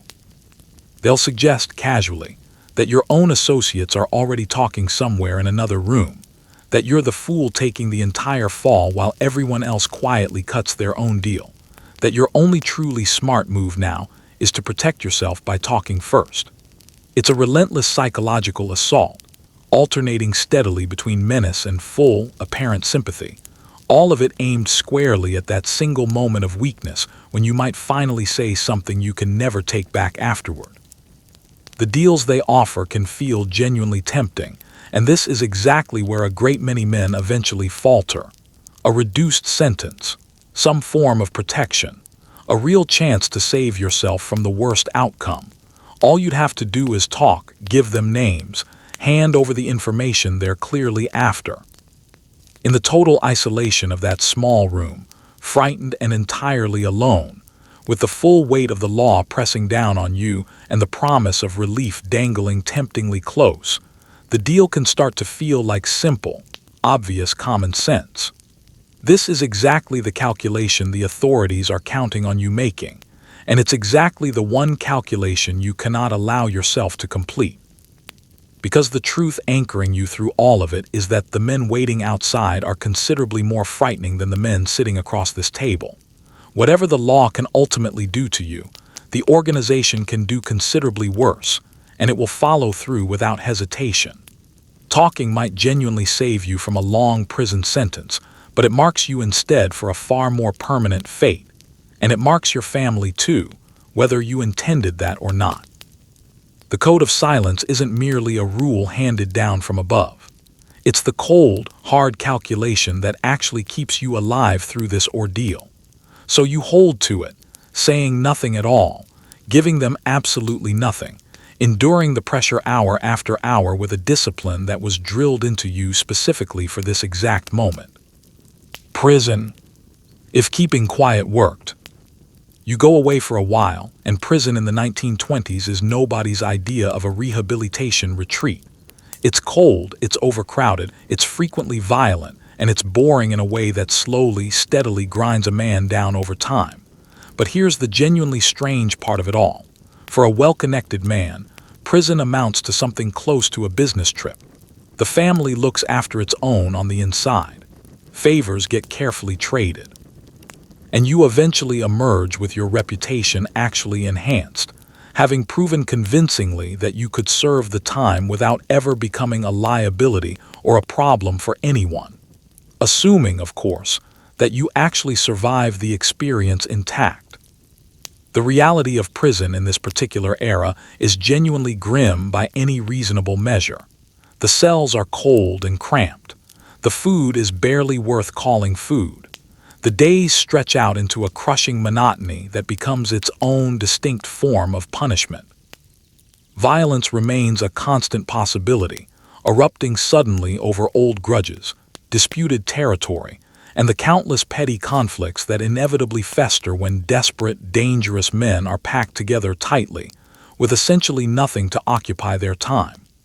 The entire environment seems specifically designed to break a man's spirit, to strip away his basic dignity and hope. And for many ordinary prisoners, it genuinely succeeds, grinding them slowly down into pale shadows of who they used to be. But for a well-connected man, one who genuinely belongs to a powerful organization, the actual experience differs significantly from that of an ordinary, unconnected prisoner. Your reputation quietly precedes you through the walls. The other inmates already know who you are, and more importantly, exactly who stands behind you on the outside. That knowledge alone buys a certain measure of respect and a certain measure of safety inside a place where everyone is constantly looking for someone weaker to prey upon. The very affiliation that endangered you out on the street becomes, paradoxically, a genuine shield once you're inside these walls. The organization takes care of its own even behind bars, and this support makes an enormous, tangible difference to daily life. Money finds its way to you through the right channels, easing the harshness of daily prison existence considerably. Your family on the outside gets looked after properly, relieving you of the terrible, constant worry that would otherwise consume every waking hour. Small comforts and quiet privileges become available through exactly the right connections and exactly the right payments, because corruption, it turns out, doesn't simply stop at the prison gates either. In many meaningful ways, the same web of influence and money that protected you out on the street continues functioning inside these walls too, softening the punishment considerably for those the organization genuinely values. There's even a strange, counterintuitive sense in which serving time well actually enhances your standing within the organization afterward. By going to prison and keeping your silence throughout, by serving your sentence without complaint and without ever cooperating with the authorities, you prove your loyalty and your reliability beyond any reasonable doubt. You become, in the eyes of everyone who matters, a man who took the consequences fully and never once broke, and that particular reputation becomes genuinely valuable currency throughout the underworld afterward. Prison, counterintuitively, can function as a kind of long-term investment in your future standing, a clear demonstration of exactly the qualities the organization prizes most highly in its own men. Of course, all of this depends entirely on actually surviving the experience, which is never remotely guaranteed. Even a well-connected man faces real, tangible dangers behind bars, from rivals who might also happen to be serving time nearby, from the general background violence of the place itself, from the diseases that spread readily through crowded, unsanitary conditions. And there's the toll of the time itself to consider, the years genuinely lost, the slow erosion of the man you once were, the strain placed on relationships back home, the changes accumulating in the world you'll eventually return to. Prison is survivable and even reasonably navigable for a man in your particular position. But it's never genuinely easy, and it always, without exception, exacts its price. Betrayal from within. It's time to face the one threat no wall, no bribe, and no amount of careful planning can ever fully protect you from betrayal from inside your own family. The knife in this world rarely comes from a total stranger. It comes instead from the friend who quietly wanted your position for himself, the underling who grew a little too greedy for his own good, or the boss who simply decided, one day, that you had become inconvenient. The people standing closest to you are always the ones capable of doing you the most damage, precisely because they are the ones you allowed close enough in the first place. Every act of loyalty in this world is ultimately a gamble, and in the mob, the house very often wins in the end. This is perhaps the cruelest truth of the entire life, the one lurking quietly beneath all the talk of family and loyalty and brotherhood that gets repeated so often. The greatest danger you actually face doesn't come from your declared enemies, who are at least reasonably honest about wanting you gone. It comes instead from the people supposedly on your own side, the ones who swore the very same oaths you did, who shared the same table, the same meals, the same secrets. The ones you trusted with your safety and your future. External threats you can guard against with reasonable effectiveness. But betrayal arriving from within slips past every single one of your careful defenses precisely because you never thought to watch that particular direction. Ambition remains the most common poison of all, the quiet, patient desire that slowly turns a trusted ally into an eventual assassin.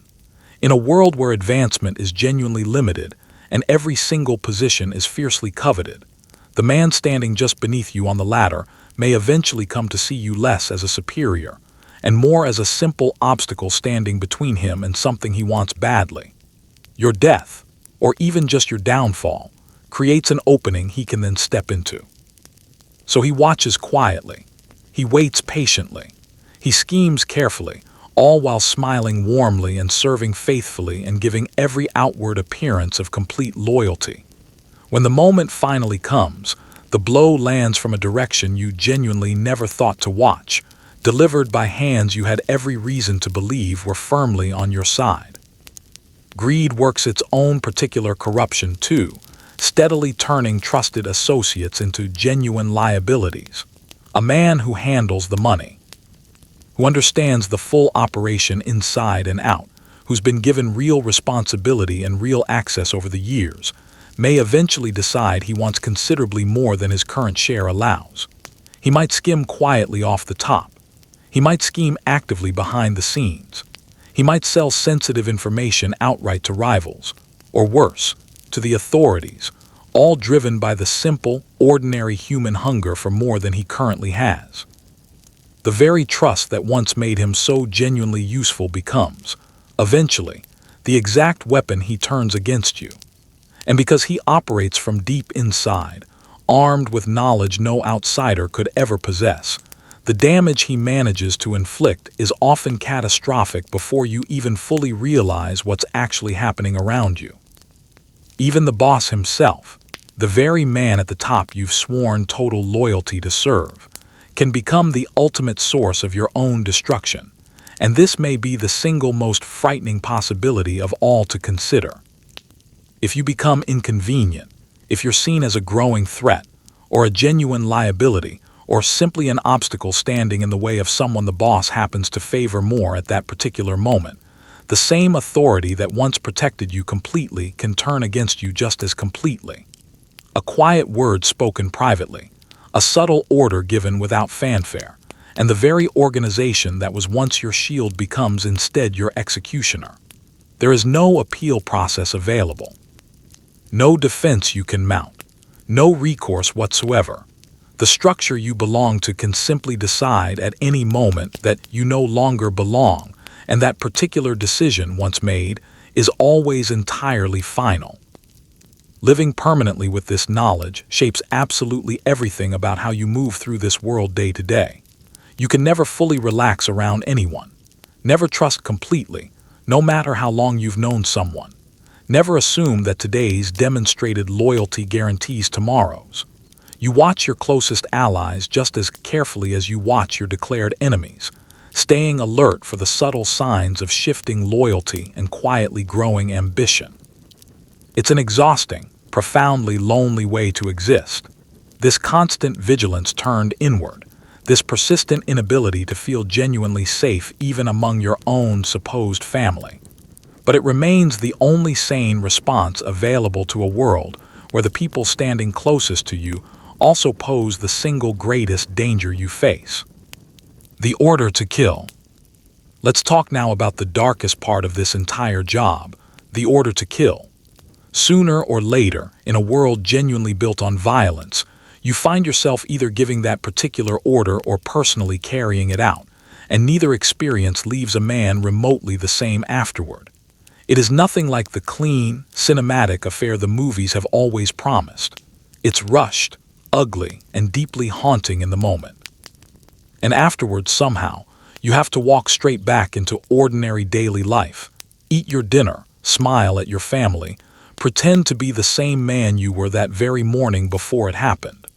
The act itself changes a man permanently. Most simply get very good over time at convincingly pretending they've come through unscathed. The order, when it finally arrives, comes with a terrible sense of finality attached to it. Someone above you has decided that a particular man must die, and you've been personally chosen to make that happen. There's no real discussion involved, no room for appeal, no space whatsoever for questioning whether the decision is right or truly necessary. In this world, such orders are simply obeyed without hesitation, because open disobedience is itself treated as a form of betrayal carrying its own fatal, immediate consequences.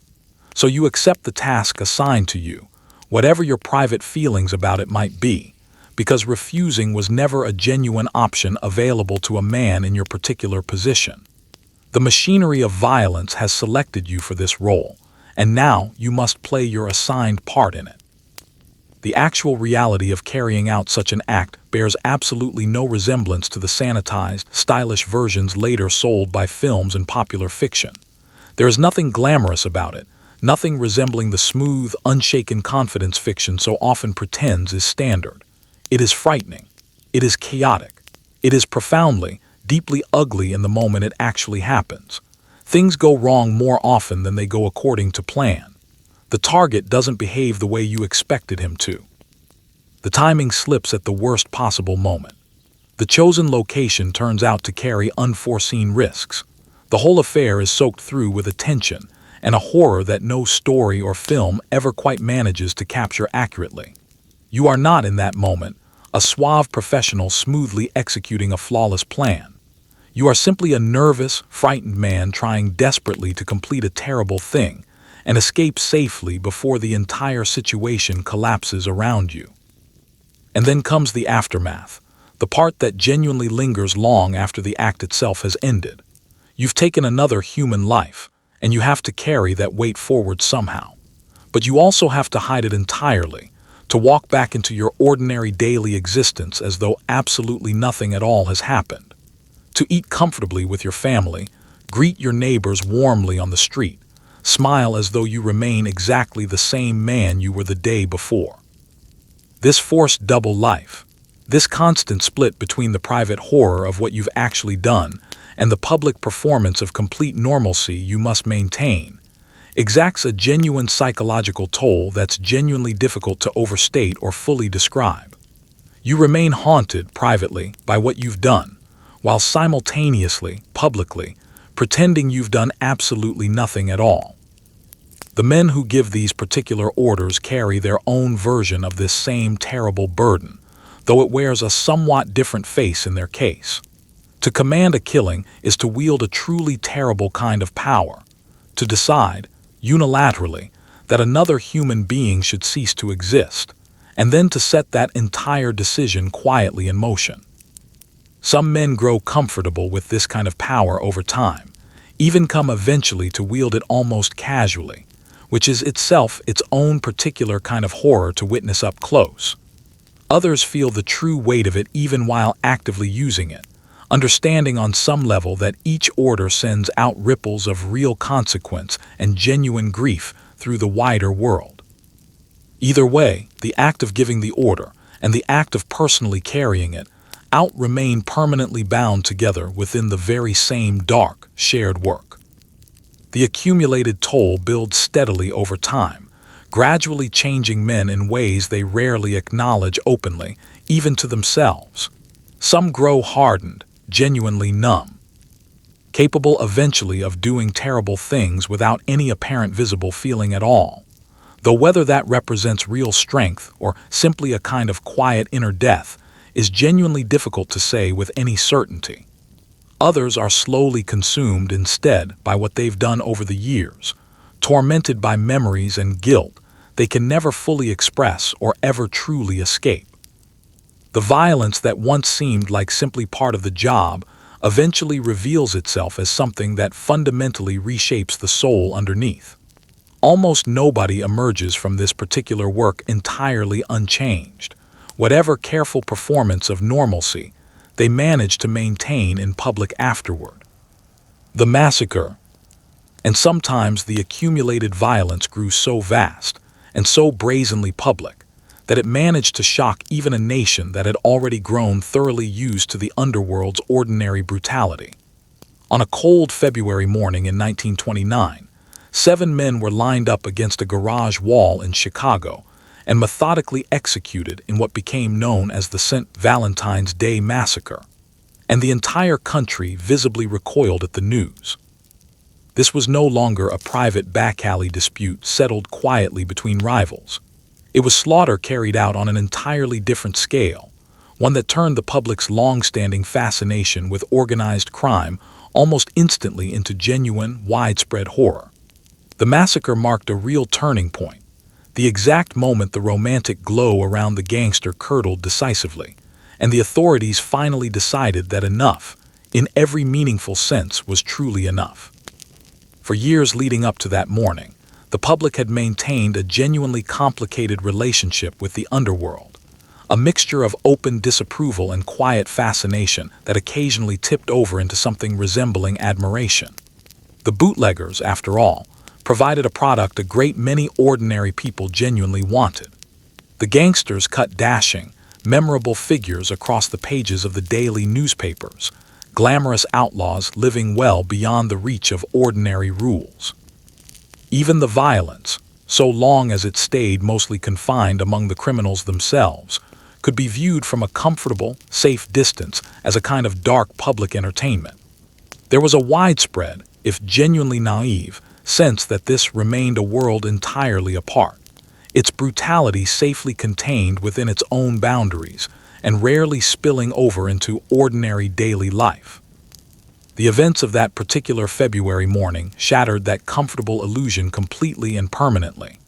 The sheer scale of it, the coldness of it, 7 men killed in a single coordinated act, executed methodically against a bare wall, represented something genuinely different from the ordinary run of underworld violence the public had grown accustomed to reading about. This wasn't a heated, spontaneous confrontation or a sudden eruption stemming from an old feud. It was deliberate, carefully organized, almost industrial in its cold efficiency. The calculated brutality of the act struck the public in a way that individual killings, however tragic, simply never had before, revealing the underworld's true capacity for violence to be far greater and far colder than most ordinary people had ever previously allowed themselves to imagine. The public reaction proved immediate and genuinely profound, a wave of visible horror rolling steadily across the entire country within days. Newspapers covered the event in shocking, exhaustive detail, and the descriptions lodged themselves firmly in the collective public imagination.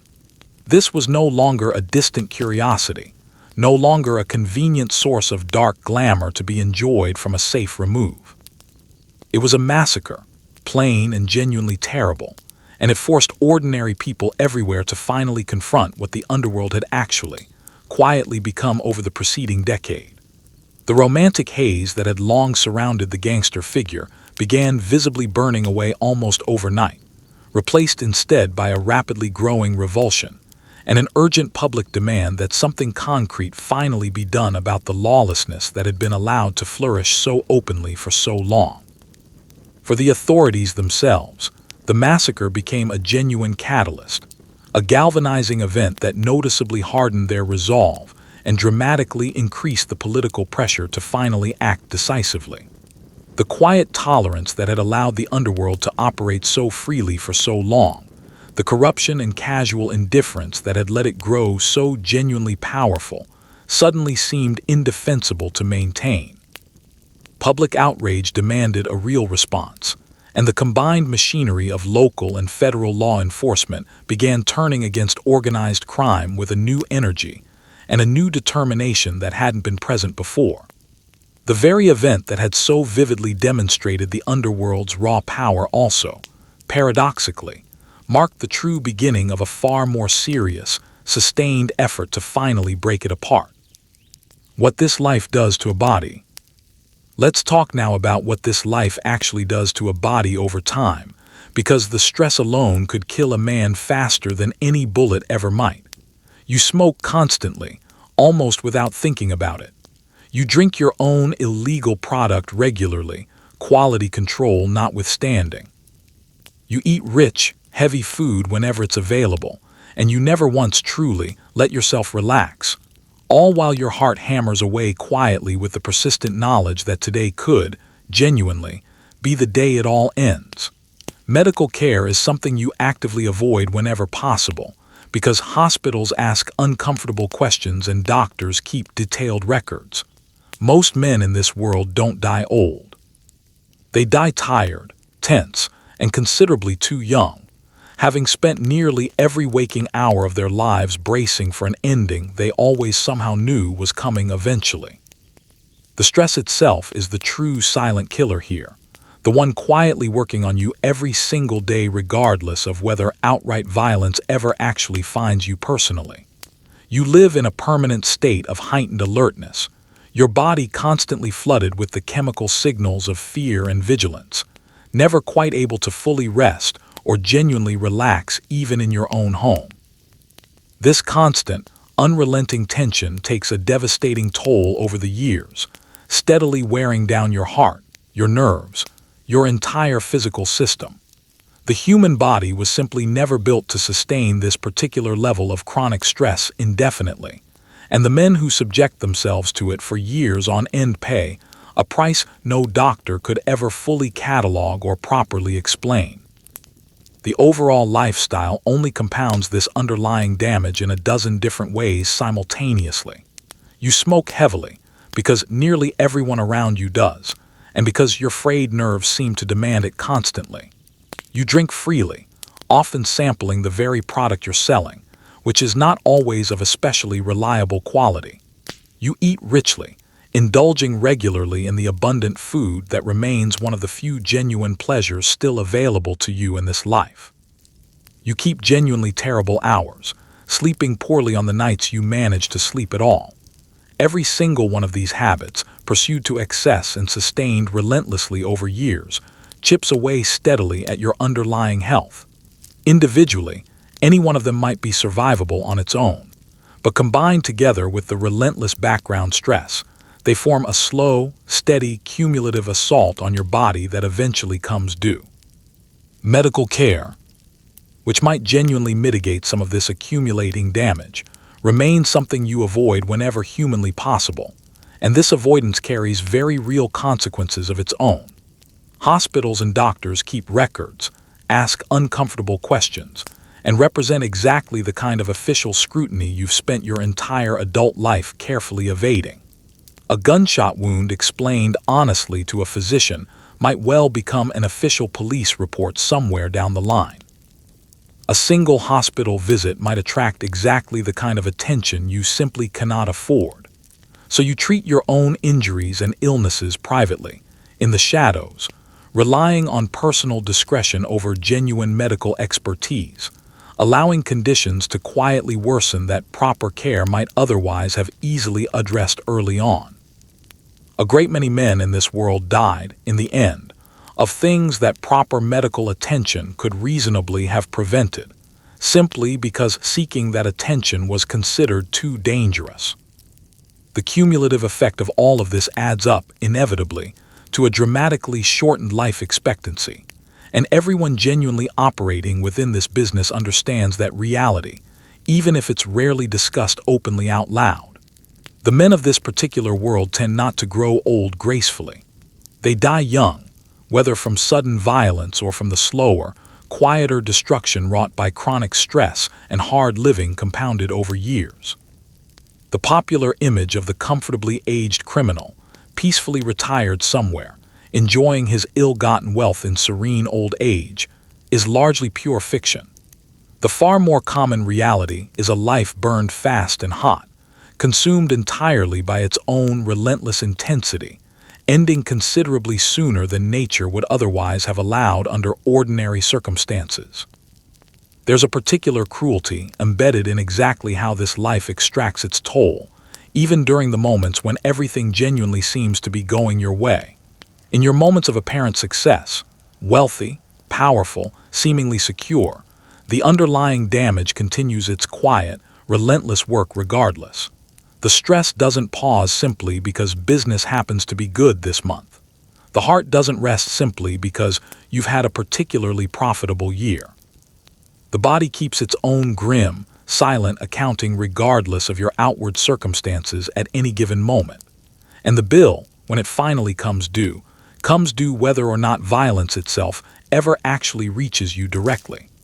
Prosperity offers no genuine protection whatsoever against the slow, steady erosion that eventually claims so many of this world's inhabitants.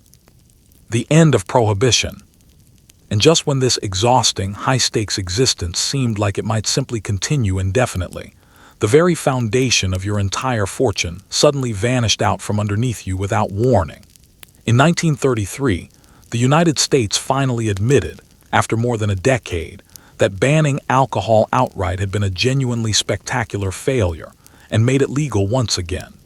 And just like that, almost overnight, your golden goose was thoroughly cooked. The exact thing that had made you rich became, instantly, something any ordinary person could simply walk into a shop and buy legally. Overnight, the single greatest business opportunity in the entire history of American organized crime evaporated completely, and the men who had built entire empires on public thirst suddenly found themselves scrambling desperately for whatever might come next. Easy come, it turned out, remarkably easy go. The grand experiment that had originally created your fortune finally collapsed under the accumulated weight of its own repeated failures. The ban on alcohol had never come close to achieving its stated original goals. People simply kept drinking regardless. Organized crime had exploded in scale and reach, and the government itself had permanently lost out on the enormous tax revenue that legal, regulated alcohol sales had once reliably provided. As the years passed steadily by, the practical case against prohibition grew increasingly overwhelming. It had enriched criminals beyond measure, corrupted officials at every level of government, filled the streets with recurring violence, and failed utterly and completely to make anyone genuinely more sober or more moral in the process. Eventually, the country simply recognized the obvious reality and reversed course entirely, restoring the legal alcohol trade and formally ending the grand, costly mistake that had come to define an entire decade. For you and for everyone else like you, the consequences proved immediate and genuinely profound. The moment alcohol became legal again, Your primary and most reliable source of income lost virtually all of its underlying value overnight. Why would any ordinary customer continue buying illegal liquor from a bootlegger at wildly inflated prices, accepting all the accompanying risk and uncertainty, when they could simply walk into a proper store and buy the very same thing legally at a fair price, with no risk at all? The vast, thirsty customer base that had made you genuinely wealthy vanished almost overnight, quietly absorbed back into the legitimate market you could no longer realistically compete against. The extraordinary profits that had flowed so reliably for years dried up almost immediately, and the entire empires built upon them suddenly found themselves resting on essentially nothing at all. The sheer suddenness of it all proved genuinely staggering, a complete reversal of fortune that very few men had truly prepared for in advance. You had grown thoroughly accustomed over years to the endless flow of easy money, to the comfortable assumption that public thirst would always be present and would always, somehow, remain yours alone to profitably serve. The entire business had come to seem permanent, a fixed and reliable feature of the landscape, and it proved genuinely difficult to imagine it simply ending one day. But end it did, with little more than a single stroke of the pen, and the men who had assumed the good times would naturally continue forever found themselves suddenly facing a very different future they hadn't remotely planned for in advance. Those who managed to survive this abrupt transition were generally the men who had either seen it coming well in advance, or who adapted quickly enough once it actually arrived without warning. Some had already, wisely, diversified into other criminal enterprises that didn't depend so heavily on alcohol sales alone. Some pivoted smoothly into entirely new rackets, new forms of vice, extortion, and illegal commerce that could reasonably replace the sudden loss of income. The organizations that genuinely endured through this transition were precisely those flexible and far-sighted enough to evolve with changing circumstances, to find new, reliable sources of profit in a fundamentally changed legal landscape. Prohibition had built these men and their fortunes in the first place, but its sudden end forced every one of them to become something genuinely different in order to survive the transition at all. Many, however, did not manage to survive the change successfully, and the end of Prohibition thinned the overall ranks of the underworld quite considerably in the years that followed. Men who had known absolutely nothing else besides the bootlegging trade, who had built their entire livelihoods around the illegal alcohol business specifically, suddenly found themselves without any clear role in this newly changed landscape. Some fell steadily into genuine poverty. Some fell into fresh violence, fighting bitterly over the rapidly shrinking opportunities that remained available. Some simply faded away entirely, disappearing quietly from the historical record. The great criminal boom of the previous decade deflated almost as quickly as it had inflated, leaving behind clear winners and considerably more numerous losers scattered in its wake. Legacy. Finally, let's talk about legacy, the stories that ultimately outlived the men who lived them. History tends to remember only a small handful of famous names, wrapped tightly in myth and cinematic glamour, larger than actual life and twice as outwardly charming. But for every single legend still remembered today, there were genuinely thousands upon thousands of entirely forgotten men who ran the actual liquor, worked the actual corners, kept the required silence, and eventually vanished quietly into unmarked graves and yellowing old newspaper clippings nobody bothers reading anymore. The lived reality was never remotely glamorous. It was frightened men sweating steadily inside heavy suits, making genuinely difficult money at a genuinely terrible personal cost, chasing a dream that was always, quietly, underneath its glittering surface, a carefully disguised trap. The famous legends loom impossibly large in the popular imagination even today, a small handful of names that have gradually become almost synonymous with the entire era itself. These were the truly famous figures, the ones whose exploits filled the daily newspapers and, later, the movie screens. The outsized personalities who eventually came to represent the entire underworld in the public mind, for better or worse. Over the following decades, they've been steadily transformed into something close to folk heroes, romantic outlaws whose stories get told and retold endlessly, embellished and glamorized further with each retelling, until the actual men themselves have almost entirely disappeared behind the surrounding myth. They've become larger than life, these select few, immortalized in a way that has remarkably little genuine connection to the grim reality they actually inhabited day to day. But this persistent myth obscures far more than it ever reveals, and the underlying truth is both considerably less glamorous and considerably more human than the legend suggests. For every single famous name that history still remembers today, there were genuinely thousands upon thousands of entirely ordinary men who lived and worked and eventually died within the underworld without ever once making a single headline. They ran the shipments. They worked the street corners. They collected the weekly debts. They kept the required silence right up until the very end. They were the true, anonymous foot soldiers of a genuinely vast criminal enterprise. Their names have been almost entirely forgotten. Their individual stories remain untold. Their lives, if recorded at all, have been reduced to little more than bare statistics buried in old files somewhere.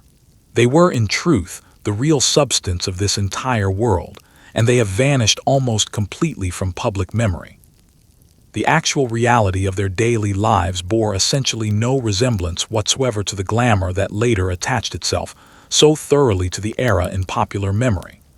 These were men living in genuinely cramped tenements, wearing their single good suit until it quite literally fell apart at the seams, making money that was undoubtedly substantial by the standards of their own upbringing, but paid for constantly with real fear and frequent, unpredictable violence. They lived under enormous, unrelenting daily stress, trusted essentially no one completely, and faced the constant, looming possibility of prison or sudden death at any moment. The romance that popular fiction would later drape so generously over this entire era was almost entirely absent from the actual lived experience of the people who inhabited it. And beneath absolutely everything ran one essential, sobering truth. This whole world was ultimately, in the end, a trap.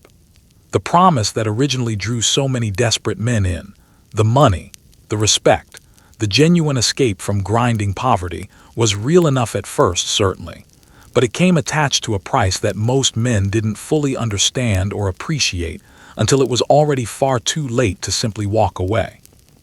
The life offered no genuine long-term security, no real stable future, no clean way out once you were truly, deeply in. It consumed the men who entered it, one way or another, whether through sudden violence or lengthy imprisonment or the slow, grinding destruction of chronic stress and hard living compounded over years.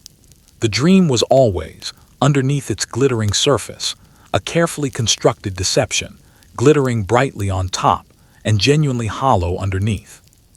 The countless forgotten men paid the very highest price of all in the end, receiving neither the lasting fortune nor the enduring fame that the original myth had always seemed to promise them. They took on all the real risk. They did all the actual dangerous work. They endured the constant fear day after day. And in return they got, at best, a few brief years of modest prosperity, followed most often by an early, largely unremarked death that nobody outside their immediate family ever really noticed. No films would ever be made honoring them specifically. No lasting legends would preserve their individual names for later generations. They simply vanished quietly into unmarked graves and fatting old newspaper clippings, the vast, anonymous majority upon whose collective backs the handful of famous, remembered names ultimately built their lasting, notorious reputations. Their considerable sacrifice ultimately bought them nothing that truly lasted beyond their own lifetimes. So when we look back today at this particular era, it's genuinely worth looking carefully past the glamorous legends toward the far grimmer reality they quietly conceal underneath. Past the small handful of famous names toward the countless forgotten men who actually made up the true substance of this entire world. The underlying truth was never the smooth, stylish fantasy that popular fiction would later sell so successfully to eager audiences. It was frightened men sweating through heavy suits, chasing a promise that was always, quietly, a carefully disguised trap, paying a genuinely terrible price for a dream that ultimately betrayed nearly every single one of them in the end. And there it is, a single day inside the world of the 1920s American Mafia. From the moment you first woke up crowded and broke inside that cramped tenement, to the long, uneasy night that eventually followed. You dressed each morning like a millionaire while feeling, underneath it all, like little more than loose pocket change. You drank your morning coffee with your back pressed firmly against the wall. You smuggled whiskey down dark, empty roads late at night. You collected careful fear from frightened local shopkeepers. And you sat, more than once, across from men who might genuinely love you, or might just as easily bury you, sometimes, unsettlingly, both at once. You learned over time to trust essentially no one, to smile convincingly through genuine terror, and to keep a silence so heavy it could reasonably crush a lesser man entirely. And through absolutely all of it, you chased a dream that was, quietly and consistently, always a trap underneath its glittering surface. It's genuinely easy, looking back from a safe distance today, to see only the surface glamour, the sharp-tailored suits, the lively jazz, the seemingly endless money. But strip all of that carefully away, and what genuinely remains underneath is something far more simply human. People who came originally from nothing at all, who wanted something more from life than the poverty they'd been born into, who took an enormous, terrible gamble because the honest, ordinary road available to them seemed, at the time, to lead essentially nowhere worthwhile. They weren't heroes, not by any reasonable measure. And they weren't quite straightforward villains either, if we're being genuinely honest about it. They were simply desperate, ambitious, frightened people trying their best to survive inside a world that offered them remarkably few good choices to begin with, and paying a price most of them never fully understood or appreciated until it was already far too late to change course. So tonight, as you settle into your own comfortable bed, inside a home that is warm and quiet and entirely, safely your own, perhaps spare a small thought for exactly how much you're genuinely able to take for granted in your own ordinary life.